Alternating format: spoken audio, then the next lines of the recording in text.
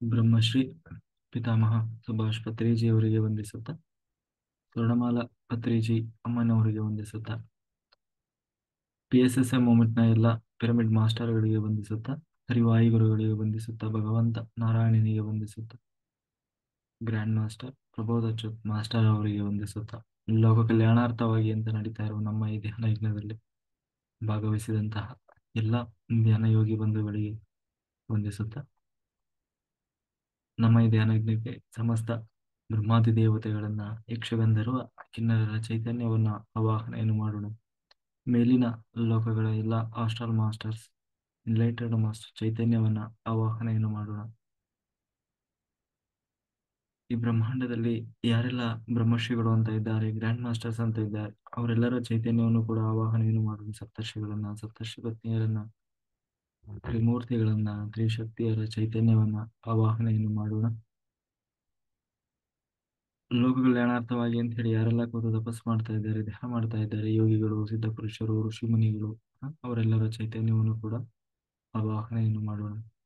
ನಮ್ಮೆಲ್ಲರ ಪೂರ್ಣಾತ್ಮನನ್ನ ಆವಾಹನೆಯನ್ನು ಮಾಡೋಣ. ವಿಶ್ವರೂಪಿಯಾದ ಪರಬ್ರಹ್ಮ ಸ್ವರೂಪಿಯಾದ ಭಗವಂತನನ್ನ ಆವಾಹನೆಯನ್ನು ಮಾಡ್ತಾ ಅವರೆಲ್ಲರ ಚೈತನ್ಯ ಫ್ರೀಕ್ವೆನ್ಸಿಯಲ್ಲಿ ನಾವೆಲ್ಲರೂ ಒಂದಾಗಿ ಈ ಧ್ಯಾನ ಯಜ್ಞದಲ್ಲಿ ಮುಂದುವರಿಯೋಣ ಅಂತ ಹೇಳ್ತಾ, ಕೃಷ್ಣನ ಸಂಕಲ್ಪದಂತೆ ಭಗವದ್ಗೀತಾ ಜ್ಞಾನ ಯಜ್ಞ ನಡೀತಾ ಇತ್ತು. ಅದರಲ್ಲಿ ಈಗಾಗಲೇ 17 ಅಧ್ಯಾಯ ಮುಕ್ತಾಯ ಆಗಿದೆ. ಈಗ ಕೊನೆಯ ಅಧ್ಯಾಯ, ಕೊನೆಯ 18ನೇ ಅಧ್ಯಾಯ ಅಂತ.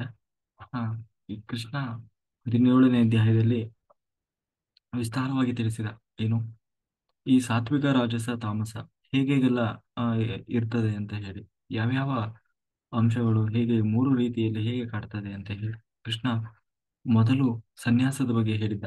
ಸನ್ಯಾಸ ಅಂತಂದ್ರೆ ಇದಕ್ಕಿಂತ ಮುಂಚೆ ಕರ್ಮ ಮಾಡುವಾಗ ಏನು ಸನ್ಯಾಸ, ಏನು ಕರ್ಮ ತ್ಯಾಗ ಮಾಡು ಅಥವಾ ಸನ್ಯಾಸಿ ಆಗುವಂತ. ಸನ್ಯಾಸಿ ಅಂತಂದ್ರೆ ಎಲ್ಲ ಬಿಟ್ಟು ಹೋಗುವುದಲ್ಲ, ಅಥವಾ ಅದರಲ್ಲೂ ಕರ್ಮ ಸನ್ಯಾಸ ಅಂತ ಹೇಳಿದ್ದ. ಕರ್ಮ ಸನ್ಯಾಸ ಅಂತಂದ್ರೆ ತ್ಯಾಗ. ತ್ಯಾಗ ತ್ಯಾಗ ಅಂತಂದ್ರೆ ಫಲವನ್ನ ಬಯಸದೇ ಇರುವುದು. ಕರ್ಮಣ್ಯೇವಾಧಿಕಾರಸ್ತೆ ಮಾ ಫಲೇಷು ಕದಾಚನ. ಕರ್ಮ ಮಾಡು, ಆದ್ರೆ ಆ ಕರ್ಮದಲ್ಲಿ ಫಲವನ್ನು ಬಯಸ್ಬೇಡ, ಅದೇ ಕರ್ಮ ಸನ್ಯಾಸ. ಕೊನೆಗೆ ಇದಕ್ಕಿಂತ ಈಗ 17ನೇ ಅಧ್ಯಾಯದಲ್ಲಿ ಹೇಳಿದ ತ್ಯಾಗದ ಬಗ್ಗೆ ಹೇಳಿದ. ಆದರೆ ಇಲ್ಲಿ ಅರ್ಜುನನಿಗೆ ಒಂದು ಡೌಟ್ ಬರ್ತದೆ. ಅದಕ್ಕೆ ಅವನು ಪ್ರಶ್ನೆ ಮಾಡ್ತಾ ಇದ್ದಾನೆ, ಈ ತ್ಯಾಗ ಮತ್ತೆ ಸನ್ಯಾಸ ಇದೆರಡರ ಪದಗಳು ಏನ್ ಅರ್ಥ ಆಯ್ತು, ಎರಡು ನೋಡ್ಲಿಕ್ಕೆ ಒಂದೇ ತರ ಇದೆಯಲ್ಲ ಅಂತ ಹೇಳಿ ಅರ್ಜುನ ಪ್ರಶ್ನೆ ಮಾಡ್ತಾ ಇದ್ದಾನೆ. ಅಲ್ಲಿ ಕೃಷ್ಣ ಅದಕ್ಕೆ ಉತ್ತರ ರೂಪಕವಾಗಿ ತಾನು ವಿಸ್ತಾರವಾಗಿ ಹೇಳ್ಕೊಂಡು ಹೋಗ್ತಾನೆ. ಭಗವಾನು ವಚ್ಚ ಇಲ್ಲಿ ಹೇಳುವ ಆ ಏನು ಸನ್ಯಾಸ,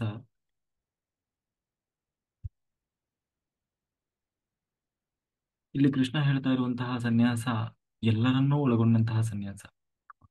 ಸನ್ಯಾಸ ಅಂತಂದ್ರೆ ನಮಗೆ ಗೊತ್ತಿರೋದು ಒಂದೇ, ಎಲ್ಲ ಬಿಟ್ಟು ಹೋಗಿ ಕಾಡಿಗೆ ಸೇರೋದು ಅಥವಾ ಕಾವಿ ತೊಡ್ಕೊಳ್ಳೋದು ಅಂತ ಹೇಳಿ. ಆದ್ರೆ ಕೃಷ್ಣ ಹೇಳ್ತಾ ಇರುವ ಸನ್ಯಾಸದ ಅದಲ್ಲ, ಎಲ್ಲರೂ ಅನುಸರಿಸಬೇಕಾದ ಪ್ರತಿಯೊಬ್ಬ ಸಾಧಕರಿಗೂ ಅನ್ವಯವಾಗುವಂತಹ ಸನ್ಯಾಸ.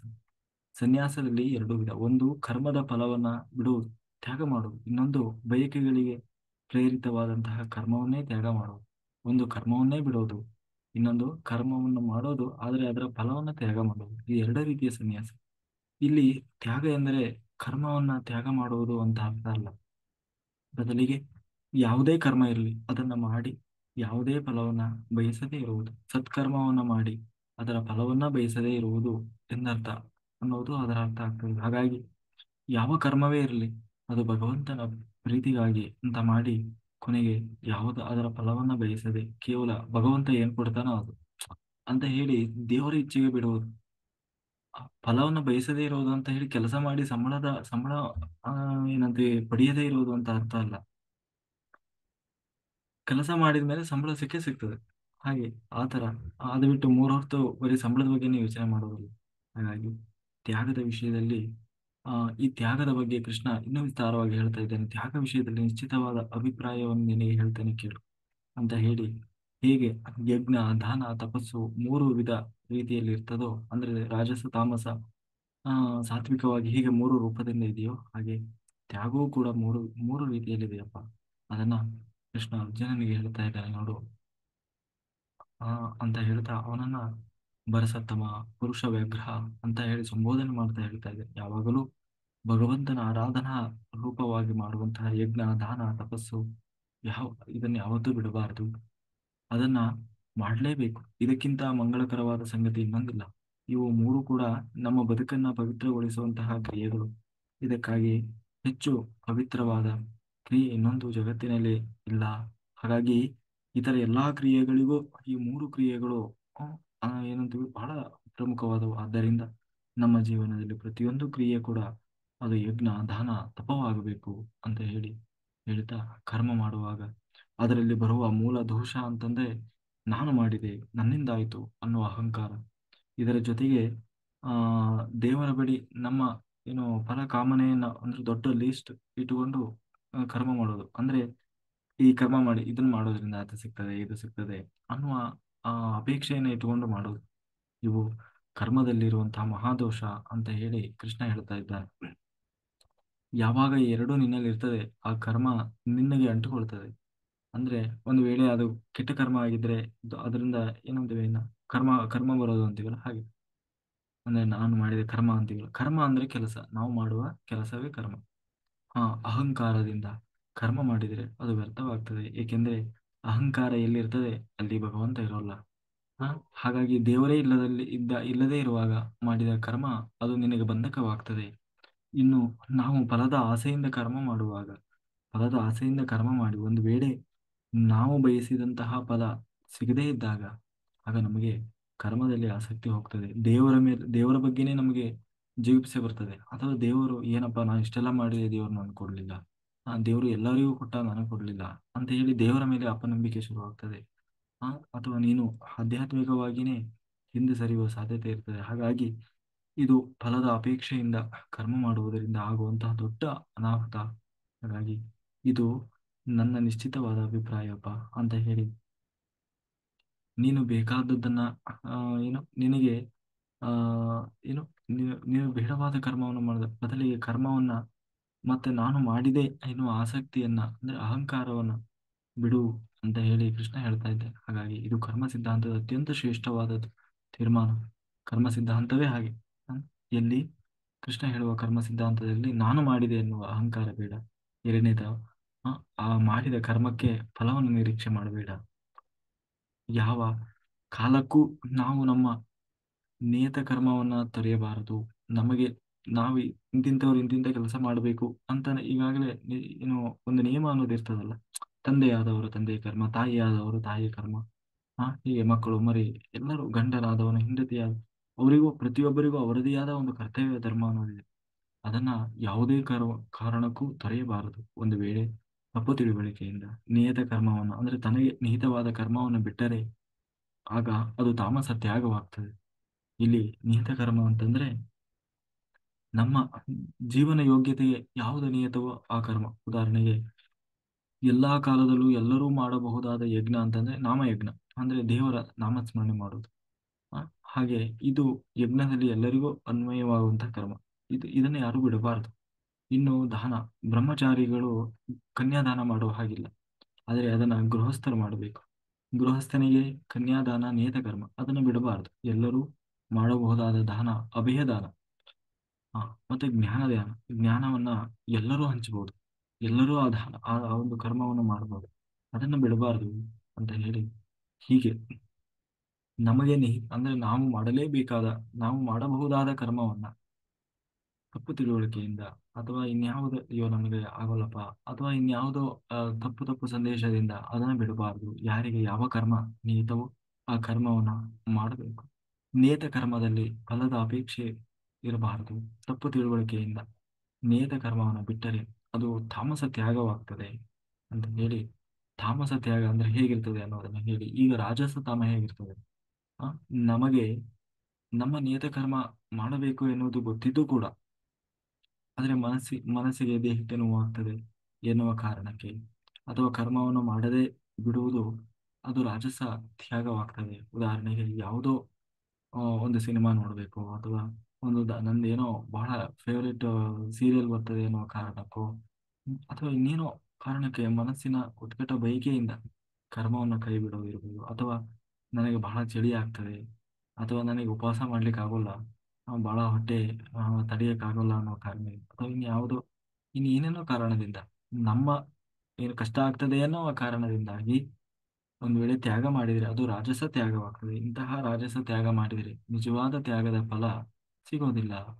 ಹಾಗಾಗಿ ನಿಯತ ಕರ್ಮವನ್ನು ಮಾಡದೆ ಇರಲು ಸಾಧ್ಯವಿಲ್ಲ ಎನ್ನುವ ಮಟ್ಟಕ್ಕೆ ನಾವು ನಮ್ಮ ಮನಸ್ಸನ್ನು ತಲುಪಬೇಕು. ಅಂದ್ರೆ ಈ ಕೆಲಸ ನಾನು ಬಿಟ್ಟಿರ್ಲಿಕ್ಕೆ ಆಗೋಲ್ಲ, ಆ ಅದು ಎಷ್ಟೇ ಕಷ್ಟ ಆದ್ರೂ ನಾನು ಮಾಡೇ ಮಾಡ್ತೇನೆ ಅನ್ನುವ ಸ್ಥಿತಿಯನ್ನು ತಲುಪಬೇಕು. ಈ ರೀತಿ ಸತ್ವಗುಣ ಮನಸ್ಸಿನಲ್ಲಿ ತುಂಬಿದಾಗ ಆ, ಯಾವ ಕರ್ಮವನ್ನೂ ಬಿಡಲು ನಮಗೆ ಮನಸ್ಸಾಗೋಲ್ಲ. ಅಲ್ಲಿ ಫಲದ ಬಯಕೆ ಇರೋದೇ ಇಲ್ಲ.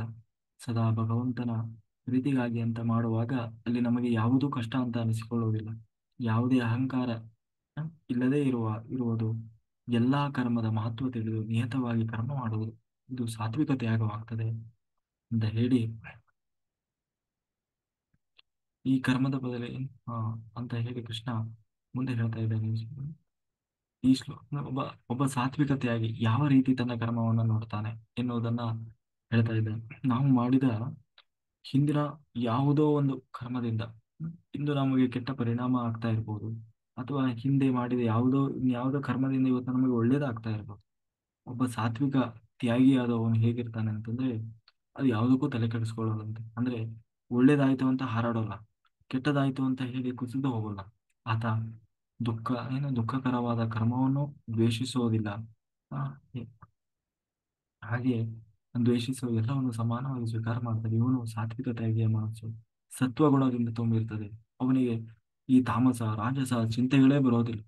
ಆ ಏನಂತೀವಿ, ಬಲಜ್ಞಾನಿಗಳಿಂದ ಪರಿಪೂರ್ಣನಾದ ಭಗವಂತನಲ್ಲಿ ಎಲ್ಲವನ್ನ ಅರ್ಪಿಸಿ ಆತ ಕರ್ಮವನ್ನು ಮಾಡ್ತಾ ಇರ್ತಾನೆ. ಇದರಿಂದ ಆತನ ಮನಸ್ಸು ಪೂರ್ಣವಾಗಿ ಭಗವಂತನಲ್ಲಿ ನೆಟ್ಟಿರ್ತದೆ.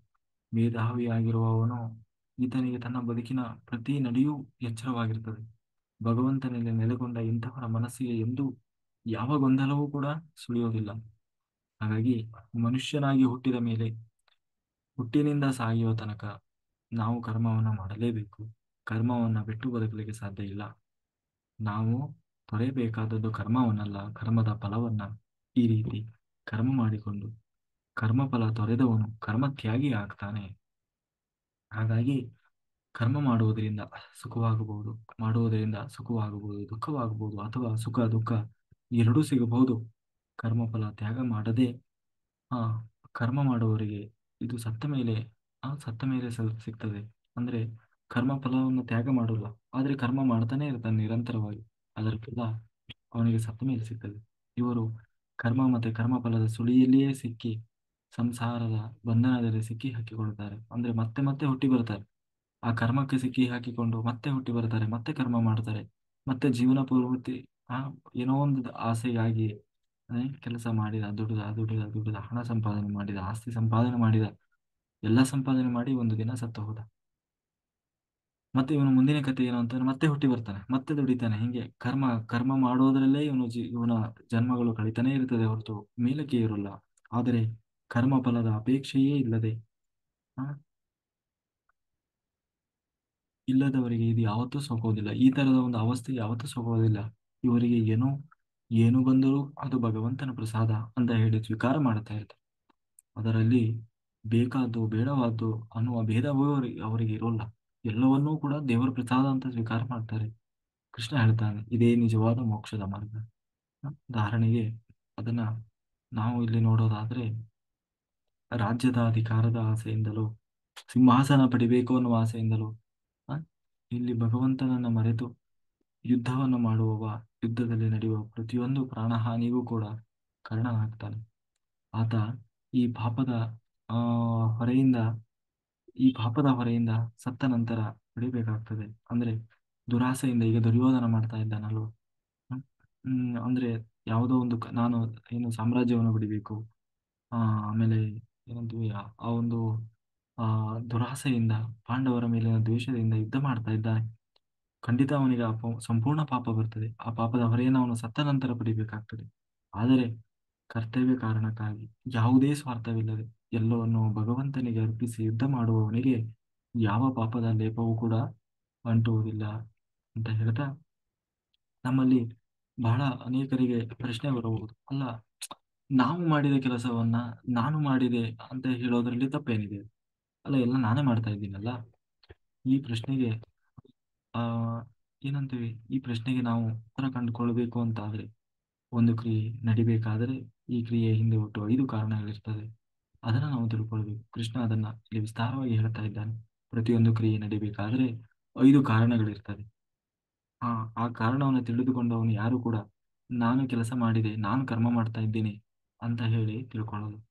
ಮೊದಲನೇದಾಗಿ ಅಧಿಷ್ಠಾನ. ಅಂದ್ರೆ ಇಲ್ಲಿ ಅಧಿಷ್ಠಾನ ಅಂತಂದ್ರೆ ನೆಲೆ, ಅಂದ್ರೆ ನಮ್ಮ ದೇಹ. ನಮ್ಮ ದೇಹ ಇರಬೇಕು. ಒಂದು ಕೆಲಸ ನಡಿಬೇಕಂತಂದ್ರೆ ನಮ್ಮ ಕೈ, ಕಾಲು, ಮೂಗು, ಬಾಯಿ ಎಲ್ಲ ಸರಿಯಾಗಿರ್ಬೇಕು. ಸಾಧನಾ ಶರೀರ ಇದು ಸರಿ ಇಲ್ಲ ಅಂತಂದ್ರೆ ನಾವು ಯಾವ ಕೆಲಸನೂ ಮಾಡ್ಲಿಕ್ಕೆ ಆಗೋದು, ಯಾವ ಕ್ರಿಯೆಯೂ ನಡಿಲಿಕ್ಕೆ ಸಾಧ್ಯ ಇಲ್ಲ. ಕಾಲಿಲ್ಲ ಅಂತಂದ್ರೆ ಕೆಲಸ ಮಾಡ್ಲಿಕ್ಕೆ ಆಗೋಲ್ಲ, ಕೈ ಇಲ್ಲ ಅಂದ್ರೆ ಕೆಲಸ ಮಾಡ್ಲಿಕ್ಕೆ ಅಂದ್ರೆ ಈ ಶರೀರ, ದೇವರು ಕೊಟ್ಟ ಈ ಶರೀರ ಬೇಕು.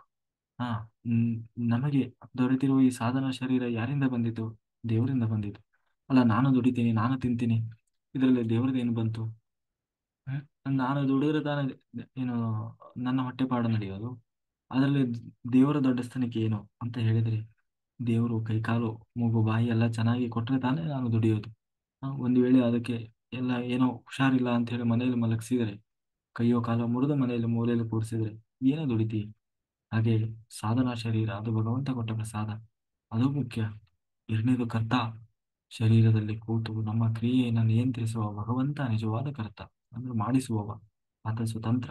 ಆತನಿಗೆ ಅಧೀನವಾಗಿರುವವನು ಜೀವ. ಅವನ ಜೀವ ಎಂದೂ ಸ್ವತಂತ್ರನಲ್ಲ. ಇನ್ನು ಕರಣಗಳು ಅಂದ್ರೆ ಇಂದ್ರಿಯಗಳು. ನಮ್ಮ ಇಂದ್ರಿಯಗಳನ್ನ ದೇವತೆಗಳು ನಿಯಂತ್ರಿಸ್ತಾ ಇದ್ದಾರೆ, ತತ್ವಾಭಿಮಾನಿ ದೇವತೆಗಳು. ಆ ಇಂದ್ರಿಯಗಳ ಒಡೆಯ ಯಾರು? ಋಷಿಕೇಶ, ಭಗವಂತ. ಹಾಗೆ ಇಂದ್ರಿಯಗಳು ನಮಗೆ ಭಗವಂತ ಕೊಟ್ಟಂತಹ ಮಹಾಪ್ರಸಾದ. ಯಾಕೆಂದ್ರೆ ನಿಮಗೆ ಲಾಸ್ಟ್ಗೆ ಕಿವಿನೇ ಕೇಳಿಸಲ್ಲ ಅಂತಂದ್ರೆ, ಕಿವಿ ಕೇಳಿಸ್ತಾ ಇದ್ರಿ ಎಷ್ಟೋ ಕೆಲಸನ ನಮಗೆ ಮಾಡ್ಲಿಕ್ಕೆ ಆಗೋಲ್ಲ. ಕಣ್ಣೇ ಕಾಣಿಸ್ಲಿಲ್ಲ ಅಂದ್ರೆ ಏನ್ ಕೆಲಸ ಮಾಡ್ತೀವಿ? ಆ? ಹಾಗೆ ವಿವಿಧ ಪೂರಕ, ಅದಕ್ಕೆ ಬೇಕಾದಂತ ವಿವಿಧ ಸಾಧನಗಳು. ಈ ಕ್ರಿಯೆ ಆಗಬೇಕಾದರೆ ಕೆಲವೊಂದು ಅನೇಕ ಪೂರಕವಾದ ಸಾಧನಗಳು ಅಗತ್ಯವಾಗಿರ್ತವೆ. ಇನ್ನು ದೈವಂ, ನಮ್ಮ ಪ್ರತಿಯೊಂದು ಕ್ರಿಯೆ ಭಗವಂತನ ಸಂಕಲ್ಪವನ್ನು ಅವಲಂಬಿಸಿರ್ತದೆ. ಇದನ್ನ ಆ ಇದನ್ನ ಅದೃಷ್ಟ, ಹಣೆಬರ ಯಾವ ರೂಪದಲ್ಲಿ ಬೇಕಾದರೂ ಕರಿಬಹುದು. ಆದರೆ ಭಗವಂತನ ಒಂದು ಸಂಕಲ್ಪ ಅಥವಾ ಇಚ್ಛೆ ಅನ್ನೋದು ಅದರಲ್ಲಿ ಇದ್ದೇ ಇರ್ತದೆ. ಹಾಗಾಗಿ ಮೈ, ಮಾತು, ಮನಗಳಿಂದ ನಾವು ಯಾವ ಕ್ರಿಯೆ ಮಾಡಿದರೂ ಅದರ ಹಿಂದೆ ಈ ಮೇಲೆ ಹೇಳಿದಂತ 5 ಕಾರಣಗಳು ಇದ್ದೇ ಇರ್ತದೆ. ಆ ಕ್ರಿಯೆ ಒಳ್ಳೆಯದಿರಬಹುದು, ಕೆಟ್ಟದಿರಬಹುದು, ಕ್ರಿಯೆ ಮಾತ್ರ ಈ 5 ಕಾರಣಗಳಿಂದಲೇ ನಡೀತದೆ. ಈ ರೀತಿ 5 ಕಾರಣಗಳಿಂದ, ಕಾರಣಗಳು ನಮ್ಮ ಕ್ರಿಯೆಯ ಪಾತ್ರಧಾರಿಗಳಾಗಿರುವಾಗ ಅದನ್ನ ಅರಿತಿರುವವನು, ಅದನ್ನು ಯಾರು ತಿಳ್ಕೊಂಡಿರ್ತಾನೆ ಅವನು ನಾನು ಮಾಡಿದೆ ಅಂತ ಅಹಂಕಾರ ಪಡೋದಿಲ್ಲ. ಅರ್ಥಶೂನ್ಯವಾದ ವಾದ ಮಾಡೋದಿಲ್ಲ. ಬೇರೆಯವರ ಹಾಗೆ ಆ ಒಂದು ವೇಳೆ ನಾನೇ ಇದನ್ನು ತಿಳಿಯದೆ ಎಲ್ಲವನ್ನು ನಾನೇ ಮಾಡಿದೆ ಅಂತ ಹೇಳಿ ಯಾರು ತಿಳಿತಾರೆ ಅವನು ಬುದ್ಧಿಗೇಡಿ, ಅವನು ಮತಿಗೇಡಿ ಅಂತ ಹೇಳಿ ಕೃಷ್ಣ ಹೇಳ್ತಾ ಇದ್ದಾನೆ. ಹಾಗಾಗಿ ಕರ್ಮ ಫಲತ್ಯಾಗ ಮಾಡಿದವ ಯಾವ ಕರ್ಮ ಮಾಡಿದರೂ ಅವನಿಗೆ ಯಾವುದೂ ಬಾಧಕ ಆಗುವುದಿಲ್ಲ. ಆ ಕರ್ಮದಲ್ಲೋ ಅಂದ್ರೆ ಆ ಕರ್ಮ ಅವನಿಗೆ ಅಂಟುವುದಿಲ್ಲ. ನಾವು ಆ ನನ್ನಿಂದ ಆಯಿತು ಅಂತ ಹೇಳಿ ಅಂಟಿಸಿಕೊಳ್ಳದೆ, ಯಾವುದೇ ಫಲದ ಅಪೇಕ್ಷೆ ಇಲ್ಲದೆ ಕರ್ಮ ಮಾಡಿದಾಗ ಆ ಕರ್ಮದ ಫಲ ಎಂದೂ ನಮ್ಮನ್ನು ಬಾಧಿಸುವುದಿಲ್ಲ. ನಾವು ಮಹಾಭಾರತ ಯುದ್ಧದ ಸನ್ನಿವೇಶವನ್ನು ನೋಡುವುದಾದ್ರೆ, ಪಾಂಡವರಿಗೆ ಯುದ್ಧ ಅನಿವಾರ್ಯವಾಗಿ ಬಂದಿದೆ. ನಿಜವಾಗ್ಲೂ ಯುದ್ಧ ಮಾಡಬೇಕು ಅನ್ನೋದು ಅವರ ಬಯಕೆ ಅಲ್ಲ. ಯುದ್ಧ ತಡಿಬೇಕು ಅಂತ ಹೇಳಿ ಬಹಳ ಪ್ರಯತ್ನ ಮಾಡಿದ್ರು. ಬಹಳ ಏನೋ ಶಾಂತಿ ಸಂಧಾನದ ಪ್ರಯತ್ನವನ್ನು ಬಹಳ ಸಾರಿ ಮಾಡಿದ್ರು. ಎಲ್ಲರೂ ಹೋಗಿ ಪ್ರಯತ್ನ ಮಾಡಿದ್ರು. ಆದ್ರೂ ಕೂಡ ಯುದ್ಧ ಅನ್ನೋದು, ಯಾಕೆಂದ್ರೆ ದುರ್ಯೋಧನ ಯುದ್ಧ ಮಾಡಿನೇ ಅವರು ತಗೊಳ್ಬೇಕು ಅಂತ ಹೇಳಿದಾಗ, ಯುದ್ಧ ಅನ್ನೋದು ಪಾಂಡವರ ಪಾಲಿಗೆ ಈಗ ಅನಿವಾರ್ಯವಾಗಿದೆ. ಅವರು ಎಂದೂ ಯುದ್ಧವಾಗಬೇಕು ಅಂತ ಹೇಳಿ ಬಯಸಿದವರು, ಯುದ್ಧದಲ್ಲಿ ಗೆದ್ದು ಅಧಿಕಾರ ಪಡೆಯಬೇಕು ಅನ್ನುವ ಯೋಚನೆಯೂ ಅವರಿಗಿಲ್ಲ. ಆದರೆ ಅವರಿಗೆ ಅನಿವಾರ್ಯವಾಗಿ ಯುದ್ಧ ಮಾಡುವುದು ಸನ್ನಿವೇಶ ಬಂದುಬಿಟ್ಟಿದೆ. ಅದನ್ನು ಅವರು ಏನಂತ ಸ್ವೀಕಾರ ಮಾಡಿದ್ದಾರೆ? ಇದು ಭಗವಂತನ ಇಚ್ಛೆ, ದೈವೇಚ್ಛೆ ಅಂತ ಹೇಳಿ ಸ್ವೀಕಾರ ಮಾಡಿ. ಯಾಕೆಂದ್ರೆ ನಾವು ಎಷ್ಟೇ ತಡೆದ್ರೂ ಕೂಡ, ಯುದ್ಧ ನಡೀಬಾರದು ಅಂತ ಎಷ್ಟು ಪ್ರಯತ್ನ ಮಾಡಿದ್ರು ಕೂಡ ಇವತ್ತು ಯುದ್ಧ ಆಗಲೇಬೇಕು ಅನ್ನೋದು ಅಂತ ಆಗ್ತಾ ಇದೆ ಅಂದಾಗ ಇದು ದೈವೇಚ್ಛೆ ಅಂತ ಹೇಳಿ ಭಗವಂತನ ಅರ್ಪಣಾ ಭಾವದಿಂದ ಈ ಯುದ್ಧವನ್ನು ಮಾಡಲಿಕ್ಕೆ ಬಂದಿಲ್ಲ. ಈ ರೀತಿ ಒದಗಿ ಬಂದ ಯುದ್ಧದಲ್ಲಿ ಅವರು ಅನೇಕ ಯೋಧರನ್ನ ಕೊಲ್ಲಬೇಕಾಗ್ತದೆ. ತನ್ನ ಏನಂತೀವಿ ಗುರುಗಳನ್ನ, ಆ, ಅಥವಾ ತನ್ನ ಸಂಬಂಧಿಗಳನ್ನ, ಸಹೋದರರನ್ನ ಎಲ್ಲರನ್ನ ಸಾಯಿಸಬೇಕಾಗಿ ಬರ್ತದೆ. ಆದರೆ ಅವರು ತಮ್ಮ ಕರ್ತವ್ಯದ ಕರ್ಮವನ್ನ ಫಲದ ಅಪೇಕ್ಷೆ ಇಲ್ಲದೆ ಮಾಡ್ತಾ ಇದ್ದಾರೆ, ಅಹಂಕಾರವಿಲ್ಲದೆ ಮಾಡ್ತಾ ಇದ್ದಾರೆ. ನಿರ್ಲಿಪ್ತರಾಗಿ ಮನಸ್ಸಿನಿಂದ ಯುದ್ಧ ಭೂಮಿಯಲ್ಲಿ ಅನೇಕ ಜನರನ್ನು ಕೊಲ್ಲುವ ಪ್ರಸಂಗ ಬಂದರೂ ಕೂಡ ಅದು ಭಗವಂತನ ಪೂಜೆ, ಭಗವಂತನ ಸಂಕಲ್ಪ ಅಂತ ಹೇಳಿ ಮಾಡ್ತಾ ಇದ್ದಾರೆ. ಆದ ಕಾರಣದಿಂದ ಈ ಯುದ್ಧರಂಗದಲ್ಲಿ ಅವರು ಎಷ್ಟೋ ಜನರನ್ನು ಕೊಂದರಲು ಆ ಪಾಪ, ಕೊಂದ ಪಾಪ ಅವರಿಗೆ ಸೋಕೋದಿಲ್ಲ ಅಂತ ಕೃಷ್ಣ ಹೇಳ್ತಾ ಇದ್ದಾನೆ. ಹಾಗಾಗಿ ಅಷ್ಟೆಲ್ಲ ಹಾಗೆ ನಾವು ಮಾಡುವ ಕರ್ಮದಲ್ಲಿ ನಮ್ಮ ಭಾವನೆ ಬಹಳ ಮುಖ್ಯವಾಗ್ತದೆ. ಹಾಗಾಗಿ ವಿಧಿ ನಿಷೇಧ ಇರೋದು ನಮ್ಮ ಜ್ಞಾನಕ್ಕಾಗಿ, ಭಗವಂತನನ್ನು ನಾನು ತಿಳಿದುಕೊಳ್ಳಬೇಕು ಎನ್ನುವುದಕ್ಕಾಗಿ. ಕರ್ಮದ ವಿಧಿ ಅಂದ್ರೆ ಕರ್ಮ ಇದೆಯೇ ಹೊರತು ಕರ್ಮ ಮಾಡೋದಕ್ಕಾಗಿ ಕರ್ಮ ಅಲ್ಲ. ಅಲ್ಲಿ ಅಲ್ಲಿ ಜ್ಞಾನಕ್ಕಾಗಿರೋದು. ಅಂದ್ರೆ ಮಾಡುವ ಕರ್ಮ ಇಷ್ಟೆಲ್ಲ ನಾವು ಯಾಕೆ ಮಾಡ್ತಾ ಇದ್ದೀವಿ ಅಂತಂದ್ರೆ ಜ್ಞಾನ ಪಡಿಬೇಕಾಗಿ, ಭಗವಂತನ ಜ್ಞಾನ ಅಂದ್ರೆ ಅದರ ಎಕ್ಸ್ಪೀರಿಯನ್ಸ್ ಎಕ್ಸ್ಪೀರಿಯನ್ಸ್ ಮಾಡ್ಲಿಕ್ಕಾಗಿ ಜ್ಞಾನ ಇರೋದು, ಕರ್ಮ ಇರೋದು. ಹಾಗಾಗಿ ಅಲ್ಲಿ ಎಕ್ಸ್ಪೀರಿಯನ್ಸ್ ನಾವು ಯಾವುದೇ ಕರ್ಮ ಮಾಡುವಾಗ ಅಲ್ಲಿ ಕೇವಲ ನಮಗೆ ಎಕ್ಸ್ಪೀರಿಯನ್ಸ್ ಮುಖ್ಯ ಹೊರತು ಅದರ ಫಲ ಅಲ್ಲ. ಹಾಗಾಗಿ ಉದಾಹರಣೆಗೆ ಏನೋ ಒಂದು ಕೆಲಸ ಮಾಡಿದ ಮಾಡಿದ ಮಾಡಿದ 5 ವರ್ಷ ಮಾಡಿದ, 6 ವರ್ಷ ಮಾಡಿದ, ಆದ್ರೆ ನಿಜವಾಗ್ಲೂ ಕೊನೆಗೆ ಅವನಿಗೆ ಫಲ ಸಿಗಲಿಲ್ಲ. ನಿಜವಾಗ್ಲೂ ಆ ಆತ್ಮನಿಗೆ ಬೇಕಾಗಿರೋದು ಆ 5-6 ವರ್ಷ ಕರ್ಮ ಮಾಡಿದಾಗ ಅವನಿಗೆ ಬೇಕಾದದ್ದು ಎಕ್ಸ್ಪೀರಿಯನ್ಸ್. ಆ ಎಕ್ಸ್ಪೀರಿಯನ್ಸ್ ಅನ್ನೋದು ಆ ಜೀವನಿಗೆ ಆಲ್ರೆಡಿ ಸಿಕ್ಕಾಗಿದೆ. ಆದ್ರೆ ಅದರ ಫಲ ಅವನಿಗೆ ಬೇಕಾಗಿಲ್ಲ. ಫಲ ಬೇಕಾಗಿರೋದು ನಮಗೆ. ಹೊರಗಡೆಯಿಂದ ನಾವು ಅದನ್ನ ಆ ಒಂದು ಮೋಹದಲ್ಲಿ ಬಿದ್ದಿದ್ದೀವಲ್ಲ, ಆ ಆ ಆ ಮೋಹ ಮೋಹ ಮೋಹದಿಂದಾಗಿ ನಾವು ಫಲದ ನಿರೀಕ್ಷೆ ಮಾಡ್ತಾ ಇದ್ದೀವಿ. ಆದ್ರೆ ಆ ಜೀವನಿಗೆ ಆ ಕರ್ಮ ಮಾಡಿದ್ದು ವ್ಯರ್ಥ ಅಲ್ಲ. ಅವನಿಗೆ ಅದರಿಂದ ಸಿಗಬೇಕಾದ ಎಕ್ಸ್ಪೀರಿಯನ್ಸ್ ಏನಿದೆ, ಅನುಭವ, ಅದು ಸಿಕ್ಕಾಗಿದೆ. ಆ ಆ ಪ್ರತಿಯೊಬ್ಬ ಜೀವನಿಗೂ ನಿಜವಾಗ್ಲೂ ಬೇಕಾಗಿದ್ದೇ ಅದು. ಅದೇ ಜೀವನಿಗೆ ಕರ್ಮ ಮಾಡಬೇಕು ಎನ್ನುವ ಪ್ರೇರಣೆ ಮಾಡುವವನು ಭಗವಂತ. ಅದಕ್ಕೆ ಅನುಗುಣವಾಗಿ ಜೀವ ಕರ್ಮ ಮಾಡ್ತಾನೆ. ಯಾವ ಜೀವ ಏನು ಮಾಡಬೇಕು ಅನ್ನುವುದು ಆ ಜೀವನ ಸ್ವರೂಪಕ್ಕೆ ಸಂಬಂಧಪಟ್ಟಂತ ವಿಚಾರ. ಅಂದ್ರೆ ಅವನ ಸ್ವಭಾವಕ್ಕೆ, ಅವನು ಒಳ್ಳೆಯವನೋ ಕೆಟ್ಟವನೋ, ಅವನ ಸಾತ್ವಿಕನೋ ರಾಜಸನೋ ತಾಮಸನೋ ಅನ್ನುವ ಜೀವನ ಏನು ಆ ಜೀವಕ್ಕೆ ಸ್ವಭಾವಕ್ಕೆ ಅನುಗುಣವಾಗಿ ಅವನು ಏನು ಕೆಲಸ ಮಾಡಬೇಕು ಅನ್ನುವ ಪ್ರೇರಣೆ ಬರ್ತದೆ. ಆದರೆ ಸ್ವಯಂ ಜೀವನಿಗೆ ಅದನ್ನು ಅಭಿವ್ಯಕ್ತಿಗೊಳಿಸುವ ಶಕ್ತಿ ಇರುವುದಿಲ್ಲ. ಭಗವಂತ ಆ ಜೀವನಿಗೆ ಅವನ ಸ್ವರೂಪಕ್ಕೆ ಅಂದ್ರೆ ಅವನ ಗುಣಲಕ್ಷಣಗಳಿಗೆ ಅನುಗುಣವಾಗಿ ಅವನಲ್ಲಿ ಪ್ರೇರಣೆಯನ್ನು ಮಾಡ್ತಾನೆ ದೇವರು. ಹಾಗಾಗಿ ಭಗವಂತನ ಪ್ರೇರಣೆಯಿಂದ ಜೀವ ಯೋಗ್ಯತೆಗೆ ವ್ಯಕ್ತವಾಗ್ತದೆ. ಅದಕ್ಕೆ ಅನುಗುಣವಾಗಿ ಜೀವ ಕರ್ಮದಲ್ಲಿ ತೊಡಕೊಳ್ತಾನೆ. ಇಲ್ಲಿ ಎಲ್ಲವೂ ಮೂಲತಃ ಭಗವತ್ ಸ್ವರೂಪ. ಅಂದ್ರೆ ಭಗವಂತ ಪ್ರೇರಣೆ ಮಾಡಿ ಮಾಡಿಸ್ತಾ ಇದ್ದಾನೆ ಕೊನೆ ಅನ್ನುವುದು ಸತ್ಯವೇ ಹೊರತು ಹೊರಗಡೆಯಿಂದ ಅವನು ಮಾಡ್ತಾ ಇರೋದು ಅಲ್ಲ.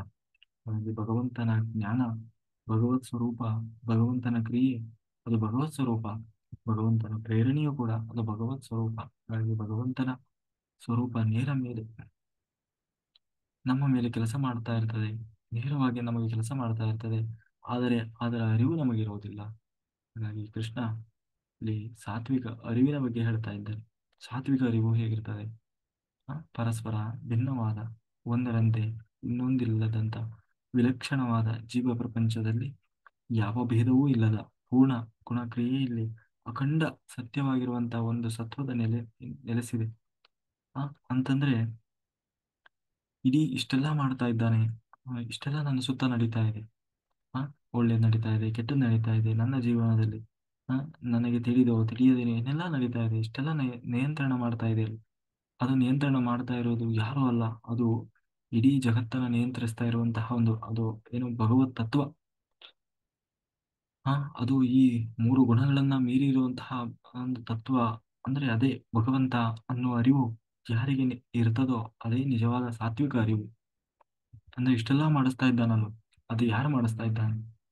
ಮಾಡಿಸ್ತಾ ಇರೋದು ಬೇರೆ ಯಾರೂ ಅಲ್ಲ, ಅದು ಇಡೀ ಜಗತ್ತನ್ನ ನಿಯಂತ್ರಣ ಮಾಡ್ತಾ ಇರುವಂತ ಭಗವಂತ ಅನ್ನುವ ಅರಿವು ಯಾರಲ್ಲಿ ಇರ್ತದೋ ಅದು ಸಾತ್ವಿಕವಾದ ಅರಿವು. ಇನ್ನು ಇನ್ನು ಇನ್ನು ರಾಜಸವಾದದ್ದು ಅಂತಂದ್ರೆ ಈ ಏಕಭಕ್ತಿ ಇಲ್ಲದೆ ಅನೇಕ ದೇವತೆಗಳಲ್ಲಿ ನಂಬಿಕೆಯನ್ನ ಇಟ್ಟವನು, ಅದು ರಾಜಸವಾದ ಅರಿವು. ಅಂದ್ರೆ ಇವರಿಗೆ ಅಖಂಡವಾದ ಪರತತ್ವದ ಎಚ್ಚರ ಇರುವುದು. ಇಡೀ ಜಗತ್ತನ್ನು ನಿಯಂತ್ರಿಸ್ತಾ ಇರುವಂತಹ ಒಂದು ಶಕ್ತಿ ಇದೆ. ಅದೇ ವಿಶ್ವರೂಪಿಯಾದ ಭಗವಂತ ಇದ್ದಾನೆ, ಪರಬ್ರಹ್ಮ ಅನ್ನುವ ಕಲ್ಪನೆ ಇರೋಲ್ಲ. ಇವರು ಒಂದೊಂದು ದಿವಸ, ಸೋಮವಾರ ಒಂದ್ ದಿವಸ ದೇವ್ರ ಪೂಜೆ ಮಾಡ್ತಾರೆ, ಮಂಗಳವಾರ ಒಂದ್ ದಿವಸ, ಬುಧವಾರ ಒಂದ್ ದೇವರು, ಗುರುವಾರ ಒಂದ್ ದೇವರು, ಶುಕ್ರವಾರ ಒಂದ್ ದೇವರು, ಶನಿವಾರ ಒಂದ್ ದೇವರು, ಹೀಗೆ ಅವರಿಗೆ ಇಷ್ಟ ಒಂದೊಂದು ದಿವಸ ಒಂದೊಂದು ದೇವರನ್ನ ಪೂಜೆ ಮಾಡ್ತಾರೆ. ಆ ಅಲ್ಲಿ ಆ ರೀತಿಯಾಗಿ ಅವರು ಅಖಂಡವಾದ ಭಗವಂತನ ಎಚ್ಚರವಿಲ್ಲದೆ ಒಂದೊಂದು ಗ್ರಹಚಾರಕ್ಕೆ ಒಂದೊಂದು ದೇವತಾ ಪೂಜೆಯನ್ನು ಮಾಡುವುದರಲ್ಲಿ ತೊಡಗಿಕೊಂಡಿರ್ತಾನೆ. ಇವರನ್ನ ರಾಜಸ, ಇವರ ಅರಿವು, ಇವರ ಒಂದು ತಿಳುವಳಿಕೆ ಏನಿದೆ, ಇದು ರಾಜಸವಾದ ತಿಳುವಳಿಕೆ. ಯಾವ ಪೂಜೆಯೇ ಇರಲಿ, ಅದು ಸರ್ವನಿಯಾಮಕನಾದ ಭಗವಂತನ ಪೂಜೆ ಅನ್ನುವ ಎಚ್ಚರದಿಂದ ಮಾಡಿದರೆ ಆ ಪೂಜೆ ಸಾತ್ವಿಕವಾಗ್ತದೆ. ಅದನ್ನು ಬಿಟ್ಟು ನಾನಾ ದೇವತೆಗಳಲ್ಲಿ ಬೇರೆ ಬೇರೆಯಾಗಿ ಪೂಜಿಸ್ತಾ ಹೋದರೆ ಅದು ರಾಜಸ ಪೂಜೆ ಆಗ್ತದೆ ಅಂತ ಹೇಳೋದು. ಇನ್ನು ತಾಮಸ ಹೇಗಿರ್ತದೆ? ತಾಮಸ ಸ್ವಭಾವಕ್ಕೆ ಅನೇಕ ಮುಖಗಳಿದಾವೆ. ಕಾಣುವುದು ಅನೇಕ, ಇರುವುದು ಏಕ ಒಂದು ಅಂತ ಹೇಳಿ, ಅಂದ್ರೆ ಜೀವನಿಗಿಂತ ಬೇರೆಯಾದ ಭಗವಂತನನ್ನ ಒಪ್ಪದೇ ಇರುವುದು. ಈ ಪ್ರಪಂಚದಲ್ಲಿ ಯಥಾರ್ಥವಾದ ವಸ್ತುವಿಗೆ ಅಸ್ತಿತ್ವವೇ ಇಲ್ಲ ಅಂತ ತಿಳಿದುಕೊಳ್ಳೋದು ಅಂದ್ರೆ ಅಜ್ಞಾನ. ಅದರಿಂದ ವಿಪರೀತ ಜ್ಞಾನ. ಅರಿವಿದ್ದರೂ ಕೂಡ ತನ್ನನ್ನು ತಾನು ಆ, ನನಗೆ ಏನೂ ಗೊತ್ತಿಲ್ಲ ಅನ್ನುವ ಅರಿವು ಇದ್ದರೂ ಕೂಡ ನಾನು ಮಹಾಜ್ಞಾನಿ ಅಂತ ಹೇಳಿ ಭ್ರಮಿಸೋದು, ನಾನು ತಿಳಿದುಕೊಂಡದ್ದೇ ಸತ್ಯ ಅನ್ನುವ ಅಜ್ಞಾನದಲ್ಲಿ ಬೀಳೋದು. ಯಾವುದೋ ಒಂದು ವಿಷಯವನ್ನು ತಿಳಿದುಕೊಂಡು ನಾನು ಎಲ್ಲವನ್ನ ತಿಳಿದಿದ್ದೇನೆ ಅಂತ ಅಂದುಕೊಳ್ಳೋದು, ಇದು ತಾಮಸವಾದ ಅರಿವು ಅಂತ ಅನಿಸಿಕೊಳ್ತದೆ. ಹಾಗೆ ನಮಗೆ ಪ್ರಾಪ್ತವಾಗಿರುವಂತಹ ವಿಹಿತ ಕರ್ಮವನ್ನ ಭಗವಂತನ ಪೂಜಾರೂಪವಾಗಿ ಮಾಡಿದಾಗ ಅದು ಸಾತ್ವಿಕ ಕರ್ಮವಾಗ್ತದೆ. ಈ ಕರ್ಮದಲ್ಲಿ ಯಾವುದೇ ರಾಗ ದ್ವೇಷ ಇರುವುದಿಲ್ಲ, ಫಲದ ಅಪೇಕ್ಷೆ ಇರುವುದಿಲ್ಲ, ಯಾವುದೇ ರೀತಿಯ ಅಂಟಿಸಿಕೊಳ್ಳುವಿಕೆಯೂ ಇರುವುದಿಲ್ಲ. ಶ್ರದ್ಧಾಭಕ್ತಿಯಿಂದ, ನಿರ್ಲಿಪ್ತತೆಯಿಂದ, ಕರ್ತವ್ಯವನ್ನ ನಿರ್ವಂಚನೆಯಿಂದ ಭಗವಂತನಿಗೆ ಅರ್ಪಣಾ ಭಾವದಿಂದ ಮಾಡುವಾಗ ಆ ಕರ್ಮ ಸಾತ್ವಿಕ ಕರ್ಮವಾಗ್ತದೆ. ಹಾಗಾಗಿ ಮಾಡುವ ಕೆಲಸವೇನೋ ಒಳ್ಳೆಯ ಕೆಲಸವೇ, ಆದರೆ ಹಿಂದೆ ಅನೇಕ ಕಾಮನೆ, ನಾನು ಮಾಡಿದೆ ಎನ್ನುವ ಅಹಂಕಾರ ಸೇರಿದಾಗ ಅದು ರಾಜಸ ಕರ್ಮ ಎನಿಸ್ತದೆ. ನಮ್ಮ ಯಾವುದೋ ಸಮಸ್ಯೆಯ ಪರಿಹಾರಕ್ಕಾಗಿ ನಾವು ಕರ್ಮ ಮಾಡುವಾಗ ಅನೇಕ ಫಲದ ಅಪೇಕ್ಷೆಯಿಂದ ಮಾಡುವುದು, ಮಾಡಿದ ಮೇಲೆ ನಾನು ಮಾಡಿದೆ ಅಂತ ಅಹಂಕಾರ ಪಡುವುದು, ಇದು ರಾಜಸ ಕರ್ಮದ ಲಕ್ಷಣ. ಜೀವನ ಪೂರ್ತಿ ಯಾವುದೋ ಕಾಮನೆಯನ್ನು ಬೆನ್ನು ಹತ್ತಿ ನಾಳೆಯ ಸುಖವನ್ನ ಬಯಸಿ ಇಂದಿನ ಸುಖವನ್ನ ಮರೆತು ದೇಹವನ್ನ ಬಳಲಿಸಿ ಮಾಡುವ ಕರ್ಮ ಅದು ರಾಜಸ ಕರ್ಮವಾಗ್ತದೆ. ಹಾಗಾಗಿ ತನ್ನ ಯೋಗ್ಯತೆಯನ್ನು ತಿಳಿದುಕೊಳ್ಳದೆ ಮುಂದೆ ಏನಾಗ್ತದೆ ಎನ್ನುವ ಯೋಚನೆಯನ್ನೂ ಮಾಡದೆ ಫಲದ ಅಪೇಕ್ಷೆ, ದುಡುಕು, ಅಹಂಕಾರ, ದ್ವೇಷದಿಂದ ಭಗವಂತನನ್ನ ಮರೆತು ಮಾಡುವ ಸಮಾಜದ ವಿನಾಶಕವಾದಂತಹ ಕರ್ಮ ಇದು ತಾಮಸ ಕರ್ಮ. ಇದಕ್ಕೆ ಉತ್ತಮ ದೃಷ್ಟಾಂತ ಅಂತಂದ್ರೆ ಯಾರು? ದುರ್ಯೋಧನ ಮಾಡಿದ ಕರ್ಮಗಳು. ಮುಂದೆ ಆಗುವ ದುರಂತದ ಬಗ್ಗೆ ಯೋಚನೆ ಇಲ್ಲ, ಇನ್ನೊಬ್ಬರಿಗೆ ಕೆಟ್ಟದಾಗಬೇಕು ಅನ್ನುವ ಏನಂತೀವಿ ಚಿಂತನೆಯನ್ನ ಕರ್ಮವನ್ನು ಮಾಡ್ತಾನೆ, ತಪ್ಪಿನ ಮೇಲೆ ತಪ್ಪು ಮಾಡ್ತಾನೆ. ತನಗೆ ಗೊತ್ತಿದೆ ನಾನು ಮಾಡ್ತಾ ಇರೋದು ತಪ್ಪು ಅಂತ, ಆದ್ರೂ ಕೂಡ ಏನಂತೀವಿ ಆ ಆ ಕೆಟ್ಟ ಉದ್ದೇಶವನ್ನು ಇಟ್ಕೊಂಡು, ಅಂದ್ರೆ ಒಳ್ಳೆಯ ಕರ್ಮವೂ ಕೂಡ ಕೆಟ್ಟ ಉದ್ದೇಶವನ್ನು ಇಟ್ಟುಕೊಂಡಾಗ ಅದು ತಾಮಸವಾಗ್ತದೆ, ತಾಮಸ ಕರ್ಮ ಅಂತ ಅನ್ನಿಸಿಕೊಳ್ಳುತ್ತದೆ. ಹಾಗಾಗಿ ಸಾತ್ವಿಕ ಕರ್ತ ಯಾವುದನ್ನೂ ಅಂಟಿಸಿಕೊಳ್ಳುವುದಿಲ್ಲ. ಅಂದ್ರೆ ಸಾತ್ವಿಕವಾಗಿ ಕೆಲಸ ಮಾಡುವವನು, ಅಂದ್ರೆ ನಿಜವಾದ ಸಾಧಕ, ಹೀಗೆ ಯಾವುದನ್ನೂ ಅಂಟಿಸಿಕೊಳ್ಳುವುದಿಲ್ಲ. ಹೇಗೆ ಯಾವುದೇ ಪೂಜೆಯ ಕೊನೆಯಲ್ಲಿ ನಾವು ಹೇಳ್ತೀವಲ್ಲ, ಸರ್ವಂ ಶ್ರೀ ಕೃಷ್ಣಾರ್ಪಣಮಸ್ತು ಅಂತ ಹೇಳಿ, ಹಾಗೆ ಸಾತ್ವಿಕ ತನ್ನ ಜೀವನದಲ್ಲಿ ತಾನು ಮಾಡುವ ಎಲ್ಲಾ ಕರ್ಮವನ್ನು ಭಗವದ್ ಭಕ್ತಿಯಿಂದ, ಅಂದ್ರೆ ಭಗವಂತನಿಗೆ ಅರ್ಪಣಾ ಮನೋಭಾವದಿಂದ ಮಾಡ್ತಾನೆ. ಅವನಿಗೆ ನಾನು ಮಾಡಿದೆ ಎನ್ನುವ ಅಹಂಕಾರ ಇರೋಲ್ಲ. ಯಾವುದೇ ಕೆಲಸ ಇರಲಿ ಆತ ಅದನ್ನ ಅತ್ಯಂತ ಉತ್ಸಾಹದಿಂದ ಮಾಡ್ತಾನೆ. ಮಾಡಿದ ಕೆಲಸ ಕೈಗೂಡದೇ ಇದ್ದಾಗ ಆತ ಕುಸಿದು ಬೀಳೋಲ್ಲ, ಯಶಸ್ವಿಯಾದಾಗ ಹಾರಾಟನೂ ಮಾಡೋಲ್ಲ, ಎಲ್ಲವನ್ನು ನಿರ್ವಿಕಾರನಾಗಿ ಮಾಡ್ತಾನೆ. ಆಗ ಅದು ನಿಜವಾದ ಸಾತ್ವಿಕವಾದ ಕರ್ಮ ಅಂತ ಅನಿಸಿಕೊಳ್ತದೆ. ರಾಜಸನಾದವನು ಅವನು ಒಬ್ಬ ಸಾತ್ವಿಕ, ಅವನು ನಿಜವಾಗ್ಲೂ ಮೋಕ್ಷಕ್ಕೆ ಹೋಗುವ ಮೋಕ್ಷ ಜೀವಿ. ಅವನು ಕೊನೆಗೆ ಭಗವಂತನನ್ನೇ ಹೋಗಿ ಸೇರ್ತಾನೆ. ಇನ್ನು ರಾಜಸನಾದವನು ಒಳ್ಳೆಯ ಕೆಲಸ ಮಾಡ್ತಾನೆ, ಆದರೆ ಅದರಲ್ಲಿ ಹರ್ಷ ಶೋಕವನ್ನು ತುಂಬಿಕೊಂಡಿರ್ತಾನೆ. ಆತ ತನ್ನ ಕೆಲಸದಲ್ಲಿ ಯಶಸ್ವಿಯಾದಾಗ ಆಕಾಶದ ಎತ್ತರಕ್ಕೆ ಏರ್ತಾನೆ, ಅಂದ್ರೆ ಹಾರಾಡ್ತಾನೆ, ಬಹಳ ಸಂಭ್ರಮಿಸ್ತಾನೆ, ಮಜಾ ಏನೋ ಪಾರ್ಟಿ ಮಾಡ್ತಾನೆ, ಎಲ್ಲರಿಗೂ ಅದನ್ನ ಶೇರ್ ಮಾಡ್ತಾನೆ. ಕೆಲಸ ಕೈಗೂಡದೇ ಇದ್ದಾಗ ಪಾತಾಳಕ್ಕೆ ಕುಸಿತಾನೆ. ಇದಕ್ಕೆ ಮೂಲ ಕಾರಣ ರಾಜಸನಾದವನು ತನ್ನ ಪ್ರತಿಯೊಂದು ಕರ್ಮವನ್ನು ಫಲದ ಅಪೇಕ್ಷೆಯಿಂದ ಮಾಡಿದಾಗ ಹೀಗೆ ಅದ ಆ ಅವಸ್ಥೆಯನ್ನು ಪಡ್ತಾನೆ. ಆತ ಕರ್ಮವನ್ನು ಅಂಟಿಸಿಕೊಂಡು ಕರ್ಮಫಲದ ನಿರೀಕ್ಷೆಯಲ್ಲಿ ಕರ್ತವ್ಯ ನಿರ್ವಹಿಸ್ತಾನೆ. ಮಾಡುವ ಕರ್ಮದಲ್ಲಿ ಲೋಭ ಶ್ರದ್ಧೆ ಇಲ್ಲದೆ ಮಾಡುವುದು, ಕರ್ಮ ಮಾಡುವಾಗ ಮಾನಸಿಕ ಸ್ವಚ್ಛತೆ ಇಲ್ಲದೆ ಇರುವುದು, ಅದು ರಾಜಸನಾದವನ ಸ್ವಭಾವ. ಹಾಗಾಗಿ ತಾಮಸರಲ್ಲಿ ಅನೇಕ ವಿಧ ಅಂತ ಹೇಳಿದ್ರೆ ಕೃಷ್ಣ ಇಲ್ಲಿ 8 ರೀತಿಯ ತಾಮಸರನ್ನ ಹೇಳ್ತಾ ಇದ್ದಾರೆ. ಅಂದ್ರೆ ಇಲ್ಲಿ ಈ ರೀತಿಯಾದಂತಹ ಗುಣ ನಮ್ಮಲ್ಲಿ ಇದ್ರೆ ಖಂಡಿತ ನಾವು ಅದನ್ನು ಸರಿಪಡಿಸಿಕೊಳ್ಳಬೇಕು ಅನ್ನೋದು ಇಲ್ಲಿ ಕೃಷ್ಣ ಅದನ್ನ ಹೇಳ್ತಾ ಇದ್ದಾನೆ. ಒಟ್ಟು ಆ ಏನು 8 ರೀತಿಯ ತಾಮಸರು ಇರ್ತಾರಪ್ಪ. ಏನು ಅಂತಂದ್ರೆ ಆಯುಕ್ತ, ಮಾಡುವ ಕೆಲಸದಲ್ಲಿ ನಂಬಿಕೆ ಶ್ರದ್ಧೆ ಇಲ್ಲದೆ ಇಲ್ಲ, ಶ್ರದ್ಧೆ ಇರೋಲ್ಲ. ಮಾಡುವ ಕೆಲಸದಲ್ಲೂ ನಂಬಿಕೆ ಇರಲ್ಲ, ಅದರಲ್ಲಿ ಶ್ರದ್ಧೆಯೂ ಇರಲ್ಲ. ಕರ್ಮ ಮಾಡುವಾಗ ಕರ್ಮ ಕರ್ಮ ನಿಯಾಮಕನಾದಂತಹ ಭಗವಂತನಲ್ಲಿ ಅವನಿಗೆ ಶ್ರದ್ಧೆಯೂ ಇರಲ್ಲ, ನಂಬಿಕೆನೂ ಇರಲ್ಲ. ಇವನು ಆಯುಕ್ತ. ಇನ್ನು ಎರಡನೇವನು ಪ್ರಾಕೃತ, ಅಂದ್ರೆ ದೇವರ ಮೇಲೆ ನಂಬಿಕೆಯೇ ಇಲ್ಲದವನು. ಕೇವಲ ಪ್ರಾಕೃತ ಪ್ರಪಂಚದಲ್ಲಿ ಆಸಕ್ತಿ ಉಳ್ಳವರು. ಅಂದ್ರೆ ಹೊರ ಜಗತ್ತಿನಲ್ಲಿ, ಅಂದ್ರೆ ಈ ಲೌಕಿಕ ಬದುಕಿನಲ್ಲಿ ಆಸಕ್ತಿ ಇರ್ತದೆ, ಆದ್ರೆ ದೇವರು ಇದ್ದಾನೆ ಅನ್ನುವ ಅಸ್ತಿತ್ವವನ್ನು ಕೂಡ ಅವರು ನಂಬರು. ಇವನು ಪ್ರಾಕೃತ. ಇವರು ಕೂಡ ತಾಮಸರಾಗ್ತದೆ. ಸ್ತಬ್ಧ, ತಾನು ಮಾಡುವ ಕರ್ಮದಲ್ಲಿ ತಪ್ಪಿದ್ದರೂ ಕೂಡ ಅದನ್ನ ತಿದ್ದಿಕೊಳ್ಳದೆ, ತಿಳುವಳಿಕೆ ಇಲ್ಲದೆ ತಪ್ಪು ನಂಬಿಕೆಯಲ್ಲಿ ಆಚರಿಸಿಕೊಂಡು ಹೋಗ್ತಾನೆ ಸಾಗುವವರು. ಇವರು ಸ್ತಬ್ಧ. ತಪ್ಪಿದ್ರೂ ಕೂಡ ಮತ್ತೆ ಮತ್ತೆ ಅದೇ ತಪ್ಪನ್ನೇ ಮುಂದುವರಿಸಿಕೊಂಡು ಹೋಗ್ತಾನೆ. ಇನ್ನು ಶಟಹ, ಅಂದ್ರೆ ತಪ್ಪು ಅಂತ ಗೊತ್ತಿದ್ದರೂ ತಿಳಿದುಕೊಳ್ಳುವ ಅಪೇಕ್ಷೆ ಇಲ್ಲದೆ ಇರುವವರು. ಅಂದ್ರೆ ನಾನೇಕೆ ಏನು ತಲೆ ತೆಗಿಸ್ಬೇಕು, ಇಲ್ಲ ನಾನು ಮಾಡೋದೇ ಸರಿ. ಅದು ಯಾರೋ ಒಬ್ಬ ಹೇಳ್ತಾನೆ, ನೋಡಪ್ಪ ಹಂಗಲ್ಲ ಹಿಂಗೆ, ಇಲ್ಲ ಇಲ್ಲ ನೀವ್ ಹೇಳ್ದಂಗೆ ನಾನೇನ್ ಮಾಡ್ಬೇಕು, ನಾನು ನಮ್ಮ ಹಿಂದಿನವರೆಲ್ಲ ಹೀಗೆ ಮಾಡ್ಕೊಂಡು ಬಂದಿದ್ದು, ನಾನು ಇದನ್ನೇ ಮಾಡೋದು, ನಾ ಅದ್ ಹೆಂಗೆ ಒಂದೇ ಸರಿ ನಾನು ಈ ತರ, ಅಂದ್ರೆ ಮಂಡುವಾದ. ಇನ್ನೊಬ್ರಿಗೆ ಹೇಳಿ ತಿದ್ದುಕೊಳ್ಬೇಕು ಅನ್ನೋ ಅಪೇಕ್ಷೆ ಕೂಡ ಇವನಿಗಿರಲ್ಲ. ಒಟ್ಟಿನಲ್ಲಿ ನಾವು ಹಿಂದಿನವರು ನಾವು ಮಾಡ್ಕೊಂಡು ಬಂದಿದ್ದೀವಿ, ನಾವು ಇದನ್ನೇ ಮಾಡ್ತೀವಿ, ತಪ್ಪೋ ಸರಿನೋ, ಹೀಗೆ ತನ್ನ ಹೀಗೆ ಮಾಡ್ಕೊಂಡು ಹೋಗ್ತಾನೆ. ಇನ್ನು ನೈಕೃತಿಕ, ಅಂದ್ರೆ ಒಳ್ಳೆಯತನದ ವೇಷ ಹಾಕಿಕೊಂಡು ಬುದ್ಧಿಪೂರ್ವಕವಾಗಿ ಇನ್ನೊಬ್ಬರಿಗೆ ಮೋಸ ಮಾಡಿ ಲಾಭ ಪಡಿತಾ ಇರ್ತಾನೆ.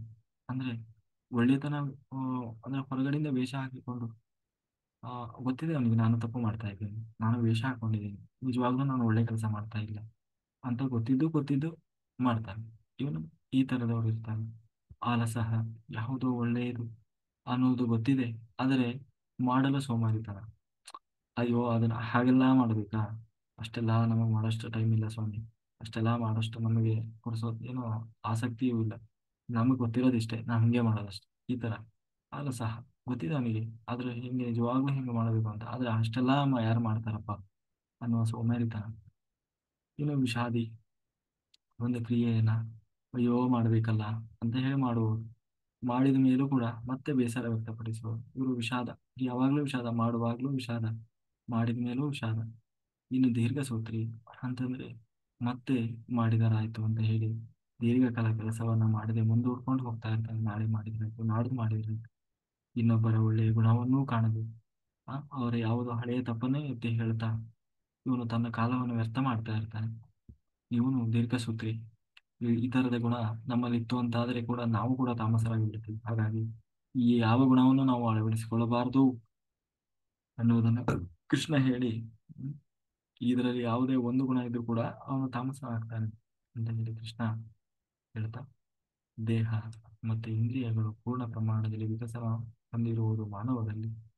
ನಿಜವಾಗಲೂ ದೇವರು ಮಾತ್ರ ಈ ಮನುಷ್ಯನಿಗೆ ಇಷ್ಟೆಲ್ಲ ಬುದ್ಧಿ ಕೊಟ್ಟಿದ್ದು, ಶಕ್ತಿ ಕೊಟ್ಟಿದ್ದು. ಈ ಬೇರೆ ಯಾವ ಪಶು ಪಕ್ಷಿ ಪ್ರಾಣಿಗೂ ಈ ಒಂದು ಅರಿವಿಲ್ಲ, ಯಾವುದು ಒಳ್ಳೆಯದು ಯಾವುದು ಕೆಟ್ಟದ್ದು, ಅದರಲ್ಲೂ ದೇವರು ಅನ್ನೋ ಪರಿಕಲ್ಪನೆ ಇರುವ ಅರಿವು ಯಾರಿಗೂ ಇಲ್ಲ. ಅದಕ್ಕಾಗಿ ಮಾನವ ಶರೀರವನ್ನ, ಅಂದ್ರೆ ಈ ದೇಹ, ಈ ದೇಹದಲ್ಲಿರುವ ಜೀವನಿಗೆ ಬುದ್ಧಿ ಮತ್ತೆ ಧೃತಿ ಬಹಳ ಮುಖ್ಯವಾದ ಅಂಶ. ನಾವು ನಮ್ಮ ಜೀವನದಲ್ಲಿ ಹೇಡಿಗಳಾಗದೆ ಬುದ್ಧಿವಂತರಾಗಿ ಬದುಕಬೇಕು. ಈ ಬುದ್ಧಿ ಮತ್ತು ಧೃತಿ ಅಂದ್ರೆ ಧೈರ್ಯ. ಈ ಧೈರ್ಯದಲ್ಲೂ ಕೂಡ 3 ವಿಧ ಇದೆ ಅಂತೆ: ಸಾತ್ವಿಕ, ರಾಜಸ, ತಾಮಸ. ನಾವು ನಮ್ಮ ಜೀವನದಲ್ಲಿ ರಾಜಸ ಮತ್ತು ತಾಮಸವನ್ನ ಅನುಸರಿಸಬಾರದು. ಏನು ಆ ಅದಕ್ಕಾಗಿ ಯಾವುದೋ ರಾಜಸ, ಯಾವುದೋ ತಾಮಸ ಎನ್ನುವ ವಿಚಾರ ನಮಗೆ ತಿಳಿದಿರಬೇಕು. ಧೃತಿಯಲ್ಲಿ 3 ಬಗೆಯನ್ನ ಪೂರ್ಣವಾಗಿ ಬಿಡಿಯಾಗಿ ಹೇಳ್ತೇನೆ ಕೇಳು ಅಂತ ಹೇಳಿ ಕೃಷ್ಣ ಈ ಬುದ್ಧಿ ಮತ್ತು ಧೃತಿ ಇದರಲ್ಲಿ ಇರುವಂತಹ ಏನು ಸಾತ್ವಿಕ, ರಾಜಸ, ತಾಮಸ ಯಾವ್ಯಾವುದು ಅಂತ ಹೇಳಿ ಕೃಷ್ಣ ತಾನು ವಿಸ್ತಾರವಾಗಿ ಹೇಳ್ಕೊಂಡು ಹೋಗ್ತಾ ಇದ್ದಾನೆ. ನಮ್ಮ ಜೀವನದಲ್ಲಿ ಮುಖ್ಯವಾಗಿ ಎದುರಾಗುವ ಸಮಸ್ಯೆ ಏನಪ್ಪಾ ಅಂತಂದ್ರೆ, ಏನಂದ್ರೆ ಈ ಕೆಲಸ ಮಾಡಬೇಕೋ ಬೇಡವೋ ಅನ್ನೋ ಗೊಂದಲ, ಅಥವಾ ಯಾವುದನ್ನ ಹಿಡಿಬೇಕು, ಯಾವುದನ್ನ ಬಿಡಬೇಕು, ಯಾವುದು ಒಳ್ಳೆಯದು ಕೆಲಸ, ಯಾವುದು ಕೆಟ್ಟ ಕೆಲಸ ಅನ್ನುವ ಅನ್ನೋದೇ ನಮಗೆ ಗೊಂದಲ. ನನ್ನ ಕರ್ತವ್ಯ ಯಾವುದು ಅಂತ ಏನೋ ತಿಳಿದೇ ಇರುವಂತ. ಧರ್ಮ ಧರ್ಮಗಳು, ಪಾಪ ಪುಣ್ಯಗಳು, ಭಯ ಅಭಯ, ಬಂಧನದ ಏನು ಬಂಧನ ಮತ್ತು ಬಿಡುಗಡೆಯ ದಾರಿ, ಇವೆಲ್ಲದರ ಬಗ್ಗೆ ಆ, ಏನಂತೀವಿ, ನಮಗೆ ಬಹಳ ಗೊಂದಲ ಇರ್ತದೆ. ಆದರೆ ಈ ಯಾವ ಗೊಂದಲವೂ ಇಲ್ಲದೆ ಖಚಿತವಾದ ನಿರ್ಧಾರ ಯಾರಲ್ಲಿ ಇರ್ತದೆ ಅದು ಸಾತ್ವಿಕವಾದ ಮನಸ್ಸಾಗಿರ್ತದೆ. ಯಾವುದು ಪಾಪ, ಯಾವುದು ಪುಣ್ಯ ಅನ್ನೋದು ಅವನಿಗೆ ನಿಖರವಾಗಿ ಗೊತ್ತಿರ್ತದೆ. ಯಾವುದು ಭಯ, ಯಾವುದು ಅಭಯ, ಯಾವುದು ಧರ್ಮ, ಯಾವುದು ಅಧರ್ಮ ಅನ್ನುವುದು ಅವನಿಗೆ ಸಂಪೂರ್ಣವಾಗಿ ತಿಳಿದಿರ್ತದೆ. ಅವನ ಮನಸ್ಸಿನಲ್ಲಿ ತಿಳಿದಿರ್ತದೆ. ಅವನು ಸಾತ್ವಿಕನಾಗಿರ್ತಾನೆ. ಅದು ಸಾತ್ವಿಕವಾದ ಮನಸ್ಸು. ಇದು ಸ್ವಾರ್ಥದ ಸುಳಿವೇ ಇಲ್ಲದ ಆ ಅಂದ್ರೆ ಅಪಾರ್ಥ ಇರೋಲ್ಲ ಪ್ರಜ್ಞೆ, ಜ್ಞಾನದ ಆಳಕ್ಕೆ ಇಳಿದಾಗ ಬರುವ ಪ್ರಜ್ಞೆ, ಅಂದ್ರೆ ಬುದ್ಧಿ ವಿಸ್ತಾರವಾದಾಗ ಬರುವಂತಹ ಪ್ರಜ್ಞೆ ಇದು. ಎಲ್ಲರಲ್ಲೂ ಸಿಗುವಂಥದ್ದಲ್ಲ. ವಿಶ್ಲೇಷಣೆ ಮಾಡಿ ನಾವು ಸರಿಯಾದ ದಾರಿಯಲ್ಲಿ ಹೋಗುವಂತೆ ತೀರ್ಮಾನ ಮಾಡುವಂತಹ ವಿವೇಕ ಪ್ರಜ್ಞೆ. ನಮಗೆ ನಮ್ಮ ಆತ್ಮಸಾಕ್ಷಿ ಎಂದೂ ಮೋಸ ಮಾಡುವುದಿಲ್ಲ. ಪ್ರತಿಯೊಬ್ಬನ ಆತ್ಮಸಾಕ್ಷಿ ಕೊಡುವ ನಿರ್ಧಾರ ಖಚಿತವಾದ ನಿರ್ಧಾರವಾಗಿರ್ತದೆ ಮತ್ತು ಅದು ಸಾತ್ವಿಕವಾಗಿರ್ತದೆ. ಯಾರಲ್ಲೂ ಅವನು ಒಳ್ಳೆಯವನಿರಲಿ ಕೆಟ್ಟವನಿರಲಿ, ಅವನು ಮಹಾ ಏನೋ ದುಷ್ಟನಾಗಿರಲಿ, ಎಲ್ಲರೊಳಗೂ ಕೂಡ ಆತ್ಮಸಾಕ್ಷಿ ಅನ್ನೋದು ಒಂದೇ ರೀತಿ ಕೆಲಸ ಮಾಡ್ತದೆ. ಅವನು ದಡ್ಡ ಇರ್ಬೋದು, ಅವನು ಓದಿದವನಿರ್ಬೋದು, ಓದದೇ ಇದ್ದವನಿರ್ಬೋದು, ಎಲ್ಲರಲ್ಲೂ ಆ ಯಾಕೆಂದ್ರೆ ಯಾರೇ ಒಬ್ಬ ತಪ್ಪು ಕೆಲಸ ಮಾಡ್ಲಿಕ್ಕೆ ಹೋದಾಗ ಅವನೊಳಗೆ ಆತ್ಮಸಾಕ್ಷಿ ಹೇಳೇ ಹೇಳ್ತದೆ, ನೀನು ತಪ್ಪು ಮಾಡ್ತಾ ಇದ್ದಿ, ಇದು ಸರಿಯಲ್ಲ, ಇದು ತಪ್ಪು ಅಂತ ಹೇಳಿ. ಆದ್ರೂ ಕೂಡ ಅವನು ಮಾಡ್ತಾನೆ. ಹಾಗೆ ಯಾರು ತನ್ನ ಆತ್ಮಸಾಕ್ಷಿಯನ್ನ ಕೇಳ್ತಾನೆ, ಆ ಆತ್ಮಸಾಕ್ಷಿಗೆ ಅನುಗುಣವಾಗಿ ನಡೆದುಕೊಳ್ಳುತ್ತಾನೆ, ಅವನು ನಿಜವಾದ ಸಾತ್ವಿಕ, ಅವನು ಸಾತ್ವಿಕನಾಗ್ತಾನೆ. ಹಾಗಾಗಿ ನಾವು ಮಾಡುವ ಮುಂಚೆ ಏನೇ ಕೆಲಸ ಮಾಡುವುದು, ಇದು ನನಗೆ ಗೊತ್ತಿಲ್ಲ, ಇದು ಅಧರ್ಮ, ಇದು ಪಾಪ, ಇದು ಪುಣ್ಯ ಅನ್ನುವ ಅವನಿಗೆ ಗೊಂದಲವೇ ಇರೋಲ್ಲ. ಅವನ ಆತ್ಮಸಾಕ್ಷಿ ಕರೆಕ್ಟಾಗಿ ಹೇಳ್ಬಿಡ್ತದೆ. ಒಂದು ವೇಳೆ ಅಧರ್ಮವನ್ನ ಧರ್ಮ ಅನ್ಕೊಂಡು ಮಾಡ್ಲಿಕ್ಕೆ ಹೋದ್ರೂ ಕೂಡ ಒಳಗಿಂದ ಅವನ ಮನಸ್ಸು ಹೇಳ್ತಾನೆ ಇರ್ತದೆ, ಇದು ಯಾಕೋ ಸರಿ ಬರ್ತಾ ಇಲ್ಲ, ಇದು ತಪ್ಪು, ಇದು ತಪ್ಪು ಅಂತ ಹೇಳಿ ಒಳಗಡೆಯಿಂದ ಅವನಿಗೆ ಜಾಗೃತಗೊಳಿಸ್ತದೇ ಇರ್ತದೆ. ಆಗ ಅವನು ಆ ಕೆಲಸವನ್ನು ಮಾಡಲ್ಲ. ಹಾಗಾಗಿ ಕೆಲವೊಮ್ಮೆ ಧರ್ಮವನ್ನೇ ಅಧರ್ಮ ಎಂದು ತಿಳಿಯೋದು, ಅಥವಾ ಅಧರ್ಮವನ್ನೇ ಧರ್ಮ ಅಂತ ತಿಳಿಯೋದು, ಇನ್ನೂ ಕೆಲವೊಮ್ಮೆ ಯಾವುದು ಸರಿ ಯಾವುದು ತಪ್ಪು ಎನ್ನುವ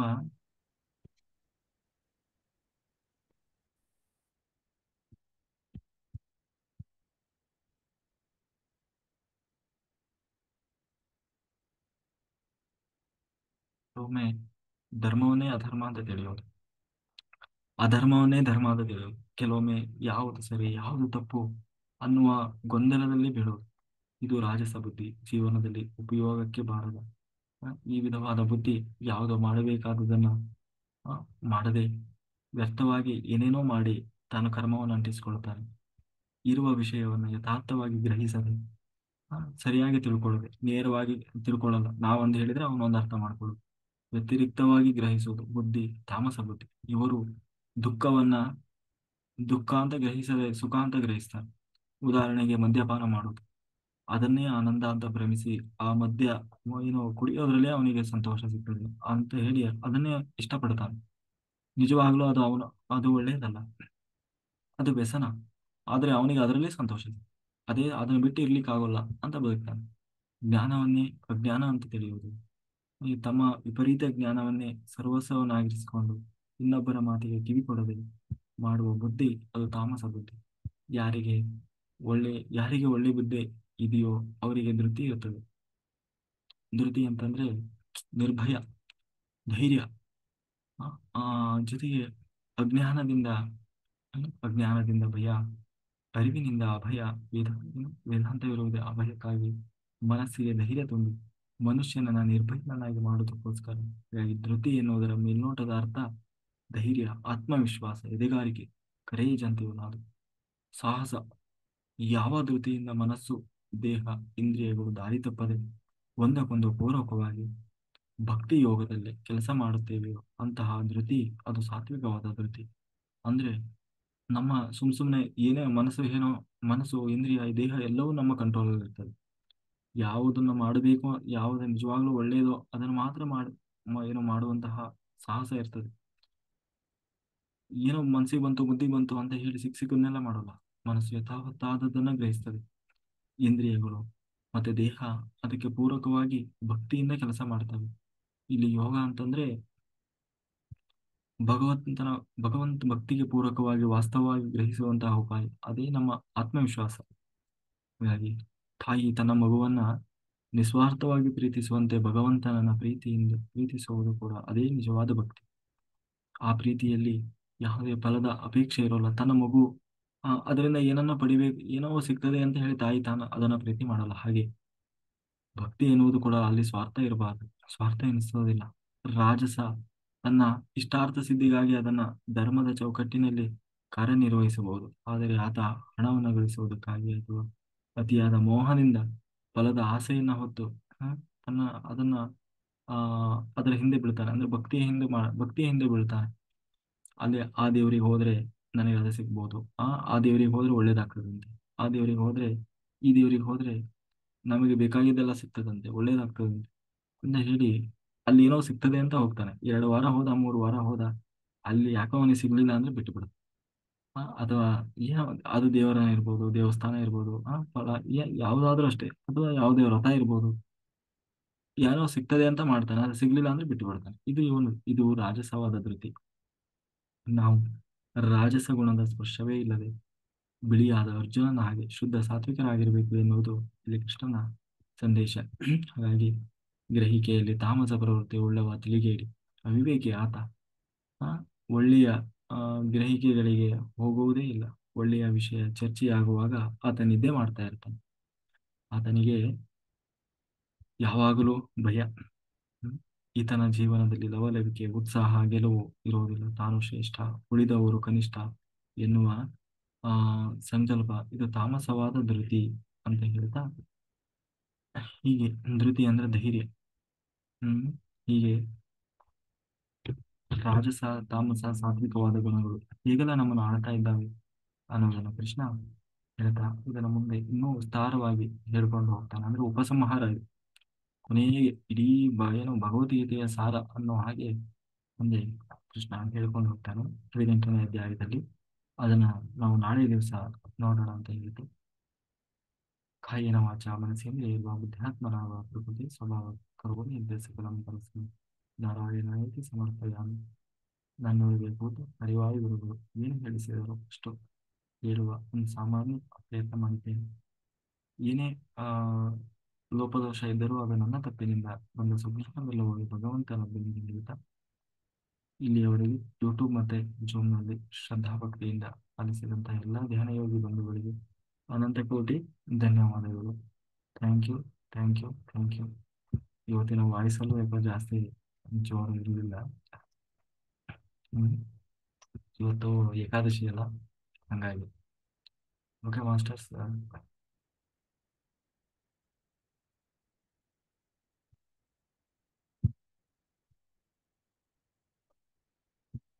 ಓಕೆ ಮಾಸ್ಟರ್ಸ್, ಎಲ್ಲರ ಹ್ಯಾಂಡ್ ರೈಸ್ ಮಾಡಿ ಮಾತಾಡಿ. ಸಂಗಮೇಶ್ ಜಿ,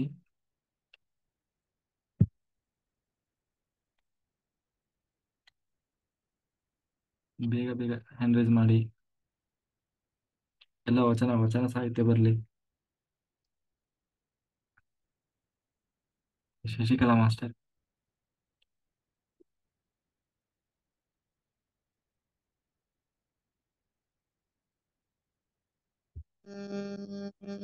ನಮಸ್ತೆ ಸರ್. ಚೆನ್ನಾಗಿತ್ತು ಸರ್. ಕೇಳಿಸ್ಕೊಂಡ್ರಿ ಸರ್? ಏನೋ ಸೌಂಡ್ ಬರ್ತಾ ಇದೆ ಅಲ್ಲಿ.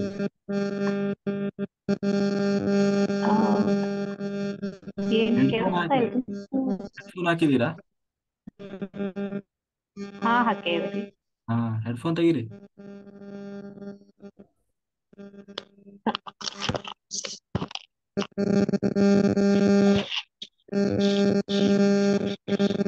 ಮತ್ತೆ ಸರ್ ಇಲ್ಲ, ಏನೋ ಎಲ್ಲರಿಗೂ ಸೌಂಡ್ ಬರ್ತಾ ಇದೆ ಗುರ್ರ ಅಂತ.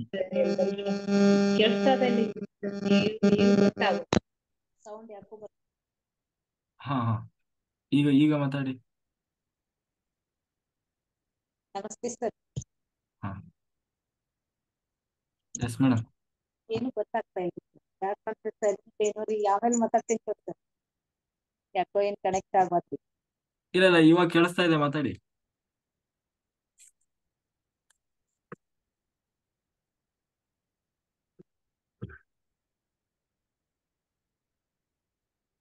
ವಚನವನ್ನು ಹೇಳ್ತೀನಿ ನೋಡಿ. ಹ್ಮ್.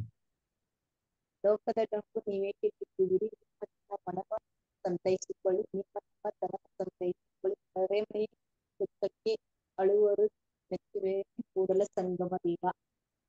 ಇದು ಬಸವಣ್ಣನವರ ಒಂದು ವಚನದಲ್ಲಿ ಜನಪ್ರಿಯವಾದ ಒಂದು ವಚನ. ವಚನವನ್ನು ಏನ್ ಅರ್ಥ ಹೇಳಕ್ ಬರುವತ್ರಿ ಸರ್. ಓಕೆ. ಅಲ್ಲ, ಅದನ್ನೇ ರಿಪೀಟ್ ಮಾಡ್ಬಿಡಿ, ನಮ್ಮ ಸಂಗಮೇಶಿ ಹೇಳ್ತಾರೆ. ಹೇಳಿ. ಲೋಕದ ಡಂಕು ನೀವೇಕೆ ಕಿತ್ತುವಿರಿ, ನಿಮ್ಮ ನಿಮ್ಮ ಮನವ ಸಂತೈಸಿಕೊಳ್ಳಿ, ನಿಮ್ಮ ನಿಮ್ಮ ತನವ ಸಂತೈಸಿಕೊಳ್ಳಿ, ಮೆರಮನೆಯ ದುಃಖಕ್ಕೆ ಅಳುವರು ಕೂಡಲ ಸಂಗಮ ದೇವ. ಅಷ್ಟೇ. ಹಾ, Sangamesh ji, thank you madam, ಚೆನ್ನಾಗಿತ್ತು. ಈಗ ಎಕ್ಸ್ಪ್ಲೈನ್ ಮಾಡ್ತಾರೆ ನೋಡಿ. ಲೋಕದ ಡಂಕು ನೀವೇಕೆ ತಿದ್ದುವೀರಿ ಅಂತಂದ್ರೆ ಮೊದಲು ನಾವು ಹೆಂಗಿರ್ಬೇಕು, ನಾವು ಫಸ್ಟ್ ನಾವು ಉದ್ಧಾರ ಆಗ್ಬೇಕು. ಅದನ್ನ ಬಿಟ್ಟು ಬೇರೆಯವ್ರನ್ನ ಹೇಳೋದು, ನೀ ಹಂಗಿದ್ದಿ ಹಿಂಗಿದ್ದಿ, ನೀ ಸೀದಾ ಕಲಿ, ನಿಮ್ಮ ಮನವ ಸಂತೈಸಿಕೊಳ್ಳಿ, ನಿಮ್ಮ ತನವು ಸಂತೈಸಿಕೊಳ್ಳಿ ಅಂತ ಬಸವಣ್ಣವ್ರು ಹೇಳ್ಯಾರ. ಲೋಕದ ಡೊಂಕು ನೀವೇಗೆ ತಿದ್ದುವಿರಿ, ನಿಮ್ಮ ನಿಮ್ಮ ಮನವ ಸಂತೈಸಿಕೊಳ್ಳಿ ಅಂತ ಹೇಳಿ ಬಸವಣ್ಣನವರು ಮೊದಲು ನಾವು ಉದ್ಧಾರ ಆಗ್ಬೇಕು. ಆಮೇಲೆ ಅಂದ್ರೆ ನಮ್ಮನೇನೆ ನೆಟ್ಟಕ್ಕಿಲ್ಲ, ಮತ್ ಮುಂದಿನ ಅವ್ರಿಗೆ ಬೇರೆಯವರಿಗೆ ಹಂಗಿರು ಹಿಂಗಿರು ಅಂತ ಹೇಳ್ತಾರಲ್ಲ, ಮೊದಲು ನಾವು ಬಿಡದಂತೆ ನಡಿಬೇಕು. ನಾವು ಮೊದಲು ಕರೆಕ್ಟ್ ಆಗಿದ್ರೆ ಬೇರೆಯವ್ರಿಗೆ ಹೇಳಕ್ ಆಗ್ತದ. ನಾವೇ ಬೇರೆ ಬೇರೆ ಏನೋ ನಾವೇ ನೆಟ್ಟಕ್ಕಿಲ್ಲ ಮಂದಿಗೆ ಏನ್ ಹೇಳಕ್ ಆಗ್ತದ. ಮೊದಲು ನಾವು ನೆಟ್ಟಕ್ಕಿರೋದು ಕಲಿಬೇಕು, ಆಮೇಲೆ ಮಂದಿಗೆ ಹೇಳ್ಬೇಕಂತ ಇದ್ರ ಅರ್ಥ. No gossip, no complaint.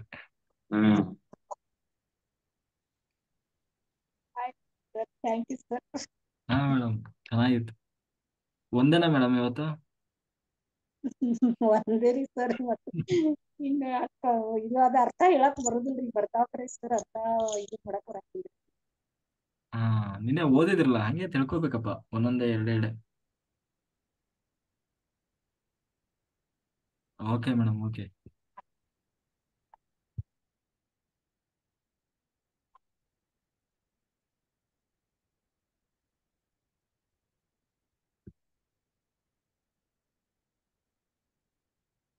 Okay master, ಬೇರೆ ಯಾರು ಹೇಳ್ತೀರಿ? ನಾನ್ ಹೇಳ್ತೀನಿ ಮಾಸ್ಟರ್. ಹಾ, ಹೇಳಿ ಸರ್. ಅಕ್ಕಮದೇವರ ವಚನ ಸೂಪರ್ ಹ್ಮ್. ಸೂಪರ್ ಇದೆ. ಎಲ್ಲವನರಿದು ಫಲವೇನಯ್ಯ, ಎಲ್ಲವನರಿದು ಫಲವೇನಯ್ಯ, ತನ್ನ ತಾನರಿಯಬೇಕಲ್ಲದೆ. ಎಲ್ಲವನರಿದು ಫಲವೇನಯ್ಯ, ತನ್ನ ತಾನರಿಯಬೇಕಲ್ಲದೆ. ತನ್ನಲ್ಲಿ ಅರಿವು ಸ್ವಯಂವಾಗಿರಲು ಅನ್ಯರ ಕೇಳಲುಂಟೆ. ಚನ್ನಮಲ್ಲಿಕಾರ್ಜುನ, ನಿನ್ನರಿವಾಗಿ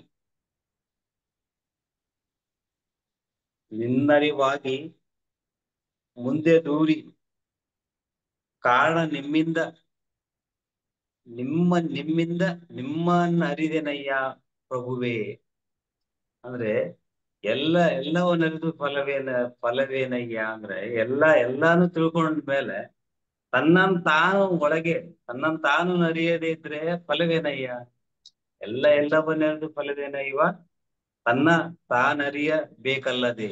ಅಂದ್ರೆ ಮೊದಲು ನಾವು ತಿಳ್ಕೋಬೇಕು. ಎಲ್ಲ ವೇದ, ವಾಕ್ಯ, ವಚನ ಸಾಹಿತ್ಯ,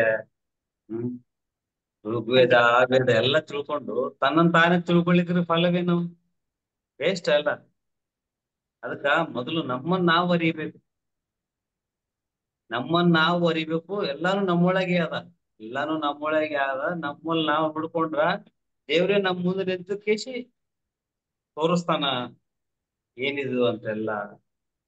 ಅಂದ್ರೆ ಇದು ಅಕ್ಕಮದೇವರು ಹೇಳಿದ. ಚೆನ್ನಾಗಿತ್ತು ಸರ್. ಹೇಳಿ ಮೇಡಮ್, ನೀವೇನಾರ ಒಂದ್ ಹೇಳಿ. ನಾನೊಂದ್ ಹೇಳ. ಬಸವಣ್ಣವ್ರ ಚೆನ್ನಾಗಿತ್ತು ಸರ್. ಧ್ಯಾನದೊಳಗ್ ಕರ್ಕೊಂಡ್ ಹೊಂಟೋದ್ರು ಈ ತರ. ಆ ಬೀಜ ಯಾರೀರ ಮಾರಿ ಕೃಷ್ಣ ಅನ್ಕೊಂಡು ಧ್ಯಾನ ಒಳಗೆ ಹೊರಟೋಗಿದ್ದೀನಿ ನಾನು. ದರ್ಶನ ಭಗವದ್ಗೀತೆ ನಾನು ಮತ್ತೆ ಯಾಕ ಕೇಳಂಗ ಇವಾಗ ನಾನು ಅದೇ ಅದ್ರೊಳಗೆ ಇದ್ದೀನಿ, ಅದೇ ಮ್ಯೂಸಿಕ್ ಬರ್ತೈತೆ ನಾನು ಇಷ್ಟೊತ್ತವರೆಗೂ. ಇದನ್ನ ಕಾಯ್ಕೊಂಡಿದ್ದೆ ರೈಸ್ ಮಾಡ್ಬೇಕು ಅಂತೇಳಿ ಭಗವದ್ಗೀತೆ ಅದ ಕೇಳ್ದಂಗೆ ಹೆಂಗ್ ನೀವು ಸರ್ ನೀವು ಗಾಢವಾಗಿ ಹೊಟ್ಟೋಗಿದ್ನಲ್ಲ ಸರ್ ಸೋನಿಸ್ತೀಗ ಅದೇ ಮ್ಯೂಸಿಕ್ ಅದೇ ಹಾಡ್ ಕೇಳ್ತೈತೆ. ಆಮೇಲೆ ಇದಕ್ಕೆ ನಿಂತೋಗಿದ್ದು ಅಂತ ಸೌಂಡೇ ಇಲ್ವಲ್ಲ ಅಂತ ನೋಡ್ತೀನಿ, ಭಗವದ್ಗೀತೆನ ಮುಗ್ದಾಗಿದೆ. ಈಗ ಈ ತರ ಆಗ್ಬಿಡ್ತಲ್ಲ ನನ್ಗೆ ಇವತ್ತು ಅವೇರ್ನೆಸ್ ಅಲ್ಲಿ ಇರ್ತೈತೆ, ಗಾಢ ಹೊಟ್ಟೋಗ್ಬಿಟ್ಟಿದೆ. ಓಕೆ ಸರ್, ನಾನು ಮತ್ತೆ ಯಾಕ ಕೇಳ್ಕೊತೀನಿ. ಮೇಡಮ್ ನೀವು ಬಸವಣ್ಣರು ಒಂದು ನೀವು ನೀರಲ್ಲಿ ಮುಳುಗುವರಯ್ಯ, ಮರವ ಕಂಡಲ್ಲಿ ಸೊತ್ತುವರಯ್ಯ, ಬಿತ್ತುವ ಬತ್ತುವ ಜಲವ ಒಣಗುವ ಮರವ ಮೆಚ್ಚಿದವರು ನಿಮ್ಮ ನೆತ್ತಿ ಬಲ್ಲವರು, ನಿಮ್ಮ ನೆತ್ತ ಬಲ್ಲವರು ಕೂಡಲ ಸಂಗಮ ದೇವ ಅಂತ. ನನಗ ಅದ್ರ ಅರ್ಥ ಗೊತ್ತಿಲ್ಲ, ಹೇಳ್ತೀನಿ. ಅರ್ಥ ಹೇಳ್ಬೇಕಪ್ಪ ತಿಳ್ಕೊಂಡು. ಅರ್ಥ ಹತ್ರ ಗೊತ್ತಿಲ್ಲ ನನಗ. ಹಾಗೆ ಸರ್, ಇನ್ನೊಂದ್ಸರಿ ರಿಪೀಟ್ ಮಾಡಿ, ಸಂಗಮೇಶ್ ಹೇಳ್ತಾರ. ನೀರ ಕಂಡಲ್ಲಿ ಮುಳುಗುವರಯ್ಯ, ನೀರ್ ಕಂಡಲ್ಲಿ ಮುಳುಗೋದು ಅಂತ ಹೇಳ್ತಾರ, ಅದನ್ನೇನು ಗೊತ್ತಿಲ್ಲ. ಮರವ ಕಂಡಲ್ಲಿ ಸೋತುವವರಯ್ಯ, ಬತ್ತುವ ಜಲವ ಒಣಗುವ ಮರವ ಮೆಚ್ಚಿದವರು ನಿಮ್ಮ ನೆತ್ತ ಬಲ್ಲರು ಕೂಡಲ ಸಂಗಮ ದೇವ. ಸರಿ ಹೇಳ್ತಾರೆ. ನೀರ ಕಂಡಲ್ಲಿ ಮುಳುಗುವರಯ್ಯ, ನೀರ ಕಂಡಲ್ಲಿ ಮುಳುಗುವರಯ್ಯ, ಮರವ ಕಂಡಲ್ಲಿ ಸುತ್ತುವರಯ್ಯ. ಇಲ್ಲಿ ನೀರ್ ಕಾಣಿಸ್ತಲ್ಲಿ ಮುಳುಗರ ಪವಿತ್ರ. ಮರವ ಕಂಡಲ್ಲಿ ಸುತ್ತುವರಯ್ಯ, ಆಲದ ಮರ, ಬೆನಿ ಮರ ಒಂದೇ ಕಡೆ ಹುಟ್ಟತಾವ ನೋಡ್ರಿ. ದಾರ ಸುತ್ತೋದು, ಅದ್ರ ಸುತ್ತೋದು, ಮದುವೆ ಮಾಡೋದು ಮಾಡ್ತಾರಲ್ರಿ. ನೀರ ಕಂಡಲ್ಲಿ ಮುಳುಗುವರಯ್ಯ, ಮರವ ಕಂಡಲ್ಲಿ ಸುತ್ತುವರಯ್ಯ, ಬತ್ತುವ ಜಲವ ಒಣಗುವ ಮರವ, ಒಣಗುವ ಮರವ. ಈ ಬತ್ತುವ ಜಲವು ಒಣಗುವ ಮರವು ಮೆಚ್ಚಿದವರು ನಿನ್ನೆತ್ತ ಬಲ್ಲವರಯ್ಯ. ನಿನ್ನ ಎಲ್ಲಿ ಹೆಂಗ್ ಬಲ್ಲವರು, ನಿನ್ ಬಲ್ಲಬೇಕು ಹೆಂಗ? ಈ ನೀರಿಗೆ ಒಣಗುವ ಮರಕ್ಕ ಪೂಜೆ ಮಾಡೋರು ನಿನ್ನ ಹೆಂಗ ಅರಿಬೇಕು ಅವರು? ಖಂಡಿತ. ಒಣಗದ ಮರಗೆ ಯಾರು ಪೂಜೆ ಮಾಡ್ತಾರ? ಆತರ ಇದೊಂದು ಬಸವಣ್ಣವ್ರ ವಚನ, ಕೂಡಲ ಸಂಗಮ ದೇವ ಅಂತ. ಓಕೆ, ಇನ್ನೊಂದು ಹೇಳ್ತೀನಿ ಹಾಗೇನೆ, ಅರ್ಥ ಏನು ಅಂತ ಹೇಳಿ. ಅದು ಉದಾಕವೆಲ್ಲ ಬಂದೆ ಸೋತರು, ಆಶ್ರಯಿಸಿ ಅಮೃತವೆನ್ನಿಸಿತು. ದೇಹವೆಲ್ಲ ಬಂದ ಅಂಗನೆಯರ ಆಶ್ರಯಿಸಿ ಭಾವಕ್ಕೆ ಬೀಜವಾಯಿತು ಲಿಂಗವ. ಆಶ್ರಯಿಸಿ ಭಾವರಣಕ್ಕೆ ದವ ನೆಲವನ್ನೆತ್ತಿಸಿತು ಸೋಡ ಕಪಿಲ ಸಿದ್ಧ ಚೆನ್ನಮಲ್ಲಿಕಾರ್ಜುನ. ಇದು ಅಕ್ಕಮಹಾದೇವಿಯರ ವಚನ. ಅದು ನನಗೆ ಗೊತ್ತಿಲ್ಲ, ಆದ್ರೆ ನಾನು ಬರ್ಕೋತಾ ಇರುತ್ತೇನೆ ಒಂದೊಂದು ವಚನಗಳು. ಯಾವಾಗ ಒಂದ್ ಕಡೆ PSSM ಅಲ್ಲಿ ಬರ್ತಾ ಇತ್ತು, ನಾನು ಕೂಡ ಬರೀಬೇಕು, ನಾನು ಕೂಡ ಬರ್ಕೋಬೇಕು, ತಿಳ್ಕೊಬೇಕಲ್ಲ ಅಂತ ಬರ್ಕೋತಾ ಇದ್ದೆ ಒಂದೊಂದಾಗಿ. ಆ ತರ ನನ್ಗೆ ಇದ್ರ ಅರ್ಥ ಗೊತ್ತಿಲ್ಲ, ನನ್ಗೆ ಬರ್ಕೊಂಡಿದ್ದೆ ಅಷ್ಟೆ. ಇನ್ನೊಂದ್ಸರಿ ರಿಪೀಟ್ ಮಾಡಿ ಹೇಳ್ತಾರೆ. ಉದಾಕವೆಲ್ಲ ಬಂದೆ ಸೋತರು, ಆಶ್ರಯಿಸಿ ಅಮೃತವೆನ್ನಿಸಿತು. ದೇಹವೆಲ್ಲ ಬಂದ ಅಂಗನಯರ ಆಶ್ರಯಿಸಿ ಭಾವಕ್ಕೆ ಬೀಜವಾಯಿತು ಲಿಂಗವ. ಆಶ್ರಯಿಸಿ ವರ್ಣಕ್ಕೆ ದವ ನೆಲವನ್ನೆತ್ತಿಸಿತು ನೋಡ ಕಪಿಲ ಸಿದ್ಧ ಚೆನ್ನ ಮಲ್ಲಿಕಾರ್ಜುನ. ಹೇಳಿ ಸರ್. ಕ್ಲಿಯರ್ ಆಗಿಲ್ಲ ಅಂದ್ರೂ ಇದು ಅಕ್ಕಮಹಾದೇವಿ ಏನ್ ಹೇಳ್ತಾಳ ಅಂದ್ರೆ, ಅದು ಶಿವಯೋಗ ಬಗ್ಗೆ ಹೇಳ್ಯಾರ ಅಕ್ಕಮಹಾದೇವಿ. ಶಿವಯೋಗದ ಬಗ್ಗೆ. ಈಗ ಲಿಂಗವ ನೋಡ್ತಾ ನೋಡ್ತಾ ನೋಡ್ತಾ ಅವು ಅರಿವಾಗಿ ಅದ್ರ ಬಗ್ಗೆ ವಿಸ್ತರಣೆ ಮಾಡಿ ಹೇಳಿದ್ದಾವೆ. ಮೇಡಮ್ ಅವ್ರು ಕರೆಕ್ಟ್ ಆಗಿ ಕ್ಲಿಯರ್ ಆಗಿ ಬರ್ತಾ ಇಲ್ಲ ಅದು. ಇಲ್ಲ ಇಲ್ಲ ಅದೇನೆ ಅಷ್ಟೇ. ಉದಕವೆಲ್ಲ ಬಂದೆ ಸೋತರು, ಹ್ಮ್ ಆಶ್ರಯಿಸಿ ಅಮೃತವೆನಿಸಿತು. ಅದೇ ಉದಕವೆಲ್ಲ ಅಂದ್ರೆ ಹಿಂಗ್ ನಾವು ನೋಡ್ತಾ ನೋಡ್ತಾ ಹಿಂಗ್ ನಾವು ಪೂರಾ ನಿರಾಕಾರ ಸ್ಥಿತಿಗೆ ಹೋಗ್ತೀವಲ್ರಿ, ಅದಕ್ಕೆ ಹ್ಮ್ ಹೇಳತ್ತಾರ. ಹ್ಮ್ ದೇಹವೆಲ್ಲ ಬಂದ ಅಂಗನೆಯರ ಆಶ್ರಯಿಸಿ ಭಾವಕ್ಕೆ. ಹ್ಮ್ ಬೀಜವಾಯಿತು ಲಿಂಗವ ಆಶ್ರಯಿಸಿ ಭವರ್ಣಕ್ಕೆ. ದೇವ ನೆಲವನ್ನೆತ್ತಿಸಿ ನೋಡ, ಎತ್ತಿಸಿದ್ದು ನೋಡ. ಕಪಿಲ ಸಿದ್ಧ ಚನ್ನಮಲ್ಲಿಕಾರ್ಜುನ ಅಂತ. ಅದೇ ಈಗ ಹೆಣ್ ಪೂಜೆ ಶಿವಯೋಗ ಮಾಡ್ತಾರಲ್ರಿ, ಹೆಣ್ ಪೂಜೆ ಮಾಡ್ಕೊತ ಕೂಡ್ತಾರಲ್ರಿ, ಆ ಹ್ಮ್ ಲಿಂಗ ನೋಡ್ತಾ ನೋಡ್ತಾ ಲಿಂಗ ಬೀಜವಾಗಿ ದೇಹನೇ ಹ್ಮ್ ಎತ್ತಿರ್ತಾರೆ. ದೇಹ ಹ್ಮ್ ಭೂಮಿ ಬಿಟ್ಟೆ ಹೇಳ್ತದ ಮ್ಯಾಗ. ಅಷ್ಟು ಯೋಗ ಅಷ್ಟು ಇದು ಮಾಡಿದ್ರ ಅದ್ರಲ್ಲಿ ಅಷ್ಟು ಶಕ್ತಿ ಆದ. ಒಳ ಹುಕ್ಕಿ ನೋಡ್ಬೇಕಷ್ಟೇ. ಹ್ಮ್ ಚನ್ನಮಲ್ಲಿಕಾರ್ಜುನ ಅಕ್ಕ ಮಹಾದೇವಿಗ ವಚನ ಇದು. Okay sir, thank you. Okay master. Jayashree master ಮಾತಾಡಿ.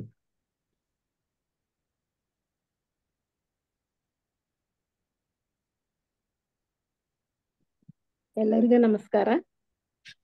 ನಮಸ್ತೆ. ಓಂ ಶ್ರೀ ಗುರು ಬಸವಲಿಂಗಾಯ ನಮಃ. ಬಸವನ ಮೂರ್ತಿಯೇ ಧ್ಯಾನಕ್ಕೆ ಮೂಲ, ಬಸವನ ಕೀರ್ತಿಯೇ ಜ್ಞಾನಕ್ಕೆ ಮೂಲ.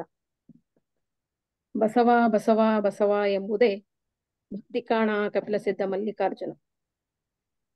ಇಲ್ಲಿ ಜೇಡರ ದಾಸಿಮಯ್ಯನವರು ಒಂದು ವಚನವನ್ನು ಹೇಳ್ತಾರೆ. ಕರಿಯನಿತ್ತಡೆ ಒಲ್ಲೆ, ಸಿರಿಯನಿತ್ತಡೆ ಒಲ್ಲೆ, ಹಿರಿದಪ್ಪ ರಾಜ್ಯವನಿತ್ತಡೆ ಒಲ್ಲೆ, ನಿಮ್ಮ ಶರಣರ ಸುಳ್ನುಡಿಯ ಒಂದರೆಗಳಿಗೆ ಇತ್ತಡೆ ಸಾಕು ಅಂತ ಹೇಳಿ ಜೇಡರ ದಾಸಿಮಯ್ಯನವರು ಒಂದು ವಚನವನ್ನು ಹೇಳ್ತಾರೆ. ಇಲ್ಲಿ ಕರಿ ಅಂದರೆ ಆನೆ. ಆನೆ ಅಧಿಕಾರದ ಸಂಕೇತ, ಅಂದ್ರೆ ಅಧಿಕಾರ ಬೇಡ ಅಂತ ಹೇಳ್ತಾರೆ. ಆಮೇಲೆ ಸಿರಿಯನಿತ್ತಡೆ ಒಲ್ಲೆ, ಶ್ರೀಮಂತಿಕೆ, ಸಂಪತ್ತು, ಸಿರಿ, ಕನಕ, ಧನ ಯಾವುದೂ ಬೇಡ ಅಂತ ಹೇಳ್ತಾರೆ. ಮತ್ತೆ ಹಿರಿದಪ್ಪ ರಾಜ್ಯವನ್ನಿತ್ತಡೆ ಒಲ್ಲೆ, ಅಂದ್ರೆ ಹಿರಿದಪ್ಪ ರಾಜ್ಯ ಅಂದ್ರೆ ದೊಡ್ಡ ರಾಜ್ಯ ಕೊಟ್ರು, ಅರಮನೆ ಕೊಟ್ರು, ರಾಜ್ಯ ಸಿಂಹಾಸನ ಕೊಟ್ರು ಬೇಡ ಅಂತ ಹೇಳ್ತಾರೆ. ನಿಮ್ಮ ಶರಣರ ಸುಳ್ನುಡಿಯ ಒಂದರೆಗಡಿಗೆ. ಸುಳ್ನುಡಿ ಅಂದ್ರೆ ಇಲ್ಲಿ ಸುಳ್ನುಡಿ ಅಲ್ಲ ಅಂತ ಅರ್ಥ ಅಲ್ಲ. ಹಳೆಗನ್ನಡದಲ್ಲಿ ಇದಕ್ಕೆ ಸುಳ್ನುಡಿ ಅಂದ್ರೆ ಒಳ್ಳೆಯ ಮಾತು, ಸತ್ಯವಾದ ಮಾತು, ಅನುಭವದ ಮಾತು ಅಂತ ಇದಕ್ಕೆ ಅರ್ಥ. ನಿಮ್ಮ ಶರಣರ ಸುಳ್ನುಡಿ ಒಂದರೆಗಳಿಗೆ ಸ್ವಲ್ಪವೇ ಸ್ವಲ್ಪ ಸಮಯ ಇದ್ರೆ ಸಾಕು, ನಮ್ಮ ಜೀವನವನ್ನು ರಾಜಮಾರ್ಗದಲ್ಲಿ ಒಯ್ಯಲಿಕ್ಕೆ ಸಾಧ್ಯ, ನಮ್ಮ ಒಳ್ಳೆಯ ಜೀವನವನ್ನ ನಮ್ಮ ಒಳ್ಳೆಯ ರೀತಿಯಲ್ಲಿ ನಡೆಸಲಿಕ್ಕೆ ಸಾಧ್ಯ ಅಂತೇಳಿ ಜೇಡರ ದಾಸಿಮಯ್ಯನವರು ಹೇಳ್ತಾರೆ. ಇಲ್ಲಿ ನಾವು ವಿಚಾರ ಮಾಡ್ತಕ್ಕಂಥದ್ದು ಏನಂತಂದ್ರೆ, ಎಲ್ಲ ಸಿರಿ ಸಂಪತ್ತು ಯಾಕೆ ಬೇಡ ಅಂತಾರೆ. ನಾವೆಲ್ಲ ಇನ್ನೂ ಬೇಕು ಅಂತೀವಿ. ಅವ್ರು ಯಾಕೆ ಬೇಡ ಅಂತಾರೆ ಅಂತಂದ್ರೆ, ಅಧಿಕಾರ ಇದ್ದಾಗ ಅಹಂಕಾರ ಬರ್ತದೆ. ಸಿರಿ ಸಂಪತ್ತು ಇದ್ದಾಗ, ಹೆಚ್ಚಿಗೆ ಇದ್ದಾಗ ಅದು ಕೂಡ ದುರ್ಮಾರ್ಗದಲ್ಲಿ ಒಯ್ತದೆ. ಹಾಗಾಗಿ ನಾವು ಒಂದು ಒಳ್ಳೆಯ ಮಾರ್ಗದಲ್ಲಿ ನಡಿಬೇಕಾದ್ರೆ ಶರಣರ ನುಡಿಗಳನ್ನ ನಾವು ಪಾಲನೆ ಮಾಡಿ, ಶರಣರ ನುಡಿಗಳನ್ನ ನಮ್ಮ ಜೀವನದಲ್ಲಿ ಅಳವಡಿಸಿಕೊಂಡಾಗ ನಮ್ಮ ಜೀವನವನ್ನ ಒಳ್ಳೆಯ ರೀತಿಯಲ್ಲಿ ನಡೆಸಬಹುದು ಅಂತ ಹೇಳಿ ಜೇಡರ ದಾಸಿಮಯ್ಯನವರು ಈ ಒಂದು ವಚನವನ್ನ ವಿಶ್ಲೇಷಣೆ ಮಾಡ್ತಾರೆ. ಧನ್ಯವಾದಗಳು. ಓಕೆ, ವೆರಿ ಗುಡ್ ಮಾಸ್ಟರ್, ಚೆನ್ನಾಗಿತ್ತು. ಇದು ಯಾವುದು ಜೇಡರ ದಾಸಿಮಯ್ಯ ಅವ್ರದಾ ವಚನ? ಜೇಡರ ಜಡದಾಸಿ. ದಾಸಿಮಯ್ಯ ಓಕೆ. ಅವರು ಅನುಭವ ಮಂಟಪದಲ್ಲಿ ಹ್ಮ್. ಬಸವ ಕಲ್ಯಾಣದಲ್ಲಿ ಬಸವಣ್ಣನವರ ಅನುಯಾಯಿಗಳಾಗಿದ್ದರು. ಅವರು ಅನುಯಾಯಿಗಳಲ್ಲಿ ಅವರು ಒಬ್ರು ಆಗಿದ್ರು, ಜೇಡರ ದಾಸಿಮಯ್ಯ. ವಚನಕಾರರು, ಶರಣರಾಗಿದ್ರು ಅವರು. ಈಗ ನಾವು ಬರಿಬೋದಾ ವಚನನ ಇವಾಗ? ಬರಿಬೋದು. ಬರೀಬಹುದು. ತುಂಬಾ ಸಾಧನೆ, ಅನುಭವ ಎಲ್ಲ ಬೇಕಾಗುತ್ತದೆ. ಅವರು ತುಂಬಾ ಸಾಧನೆ, ತ್ರಾಟಕ ಯೋಗ, ಶಿವಯೋಗ ಎಲ್ಲವನ್ನು ಮಾಡಿ ಅವರು ವಚನಗಳನ್ನ ಬರ್ತಾರೆ.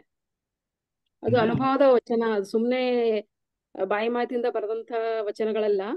ಹೌದು. ಅವರು ತುಂಬಾ ಅದಕ್ಕೆ ಎಷ್ಟೋ ವರ್ಷಗಳ ಕಾಲ ಅವರ ಅನುಭವದಿಂದ ಮತ್ತು ಜ್ಞಾನದಿಂದ ಬರೆದಂತ ವಚನಗಳು. ಹಾಗಾಗಿ ನಾವು ಬರಿಬೇಕಾದ್ರೆ ತುಂಬಾ ಕಷ್ಟ ಅದೇ. ಸಾಧ್ಯ. ಸವಿತಾ ಈಗ ಮಾಸ್ಟರ್. ನಮಸ್ತೆ ಸರ್. ಕಗ್ಗ ಒಂದು ಓದ್ತೀನಿ ಸರ್. ಕೇಳಿಸ್ತದ ಸರ್? ಹೇಳಿ ಮೇಡಮ್, ಹೇಳಿ ಕಗ್ಗ ಹೇಳಿ. ಡಿ ವಿ ಜಿ ಅವರ ಹೌದು, ಕಗ್ಗ. ವಿಜಯ ಮಂಕುತಿಮ್ಮನ ಕಗ್ಗ, ವಿಜಯವರದು. ಏನು ಜೀವನದರ್ಥ, ಏನು ಪ್ರಪಂಚಾರ್ಥ, ಏನು ಜೀವ ಪ್ರಪಂಚಗಳ ಸಂಬಂಧ, ಕಣದಿಲ್ಲಿರ್ಪುದೇ ನಾನು ಮುಂಟೆ, ಅದೇನ್ ಜ್ಞಾನ ಪ್ರಮಾಣವೇ ಮಂಕುತಿಮ್ಮ. ನಮ್ಮ ಜೀವನಕ್ಕೆ ಏನಾದರೂ ಅರ್ಥವಿದೆಯೇ? ಈ ಪ್ರಪಂಚಕ್ಕೆ ಏನಾದರೂ ಅರ್ಥ ಇದೆಯೇ? ಈ ಜೀವಿಗಳ ಮತ್ತು ಪ್ರಪಂಚಗಳ ಸಂಬಂಧವೇನು? ನಮಗೆ ಗೋಚರವಾಗದೇ ಇರುವುದು ಇಲ್ಲಿ ಏನಾದರೂ ಇದೆಯೇ? ಹಾಗಿದ್ದರೆ ಏನದು? ಇದು ನಮ್ಮ ಜ್ಞಾನ ಶಕ್ತಿಗೆ ಮೀರಿದುದೇನು? Thank you sir. ಒಂದೇನಾ ಮೇಡಮ್? ಇನ್ನೊಂದು ಓದ್ಲಾ ಸರ್? ಅದೇ ಓದ್ಬಿಡಿ ಇನ್ನೊಂದು. ದೇವರೆಂಬುದದೇನು ಕಗ್ಗತ್ತಲೆಯ ಗವಿಯೇ, ನಾವರಿಯಲಾರದೆಲ್ಲದ ರೊಟ್ಟು ಹೆಸರೇ, ಕವನೋರ್ವನಿರಲ್ಗೆ ಜಗದ ಕಥೆಯೇ ಕಿಂತು, ಸಾವು ಹುಟ್ಟುಗಳೇನು ಮಂಕುತಿಮ್ಮ. ದೇವರು ಎನ್ನುವುದು ಏನು? ಅದು ಒಂದು ಕಗ್ಗತ್ತಲೆಯಿಂದ ಕೂಡಿದ ಗುಹೆಯೋ, ಅಥವಾ ನಮಗೆ ತಿಳಿಯದೇ ಇರುವ ಎಲ್ಲವನ್ನೂ ಕೂಡಿ ಅದಕ್ಕೆ ನಾವೊಂದು ಹೆಸರಿಟ್ಟು ದೇವರು ಎಂದು ಕರೆಯುತ್ತಿದ್ದೇವೆಯೇ? ಈ ಜಗತ್ತು ಕಾಪಾಡುವವನೊಬ್ಬನಿದ್ದರೂ ಈ ಜಗತ್ತಿನ ಕಥೆ ಹೀಗೇಕಿದೆ? ಇಲ್ಲಿ ಹುಟ್ಟು ಮತ್ತು ಸಾವುಗಳ ಅರ್ಥವೇನು? ಈ ರೀತಿಯ ಪ್ರಶ್ನೆಗಳು ಪ್ರತಿಯೊಬ್ಬ ಮನುಷ್ಯನಲ್ಲೂ ಒಂದಲ್ಲ ಒಂದು ದಿನ ಬಂದೇ ಬರುವುದು. Okay madam, thank you.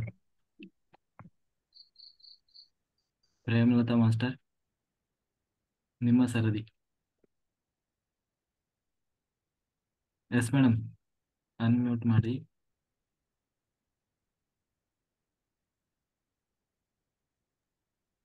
ನಮಸ್ತೆ ಸರ್. ಹಾ ಮೇಡಮ್, ನಮಸ್ತೆ ನಮಸ್ತೆ. ಬಸವಣ್ಣವ್ರದ್ದು ಒಂದು ವಚನ ಹೇಳ್ತೀನಿ. ಹೇಳಿ ಮೇಡಮ್.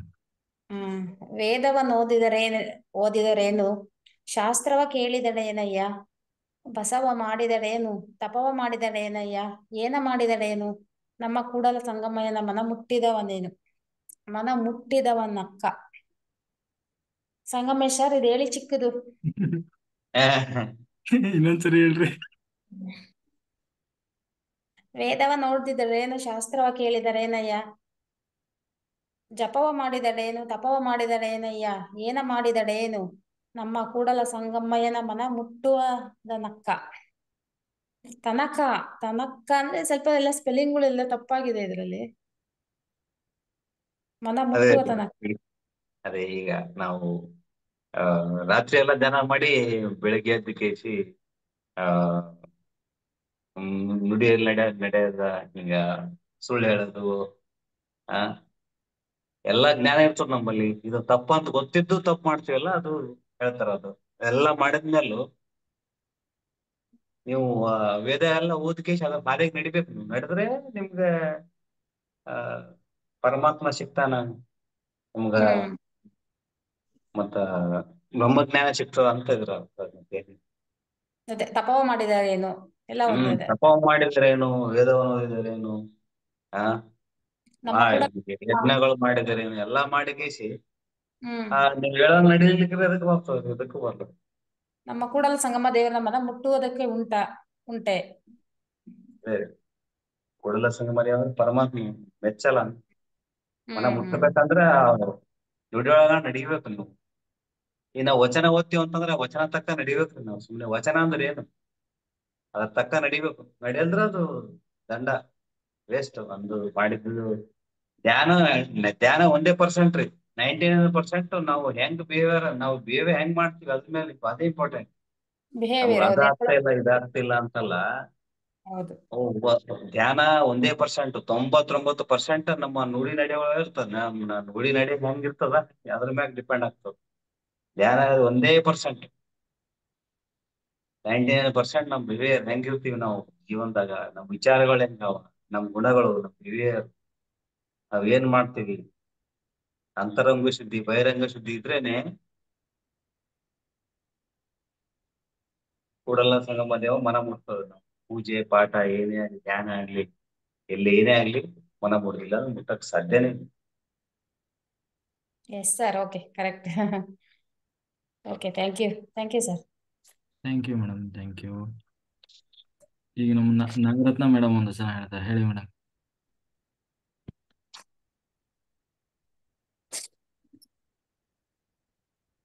ಎಲ್ಲ ಆತ್ಮ ಬಂಧುಗಳಿಗೂ ಆತ್ಮಪೂರ್ವಕವಾದ ಆತ್ಮ ವಂದನೆಗಳು ಮಾಸ್ಟರ್ಸ್. ಸರ್ ನನಗೆ ವಚನ ಎಲ್ಲ ಬರೋದಿಲ್ಲ ಹೇಳಲಿಕ್ಕೆ.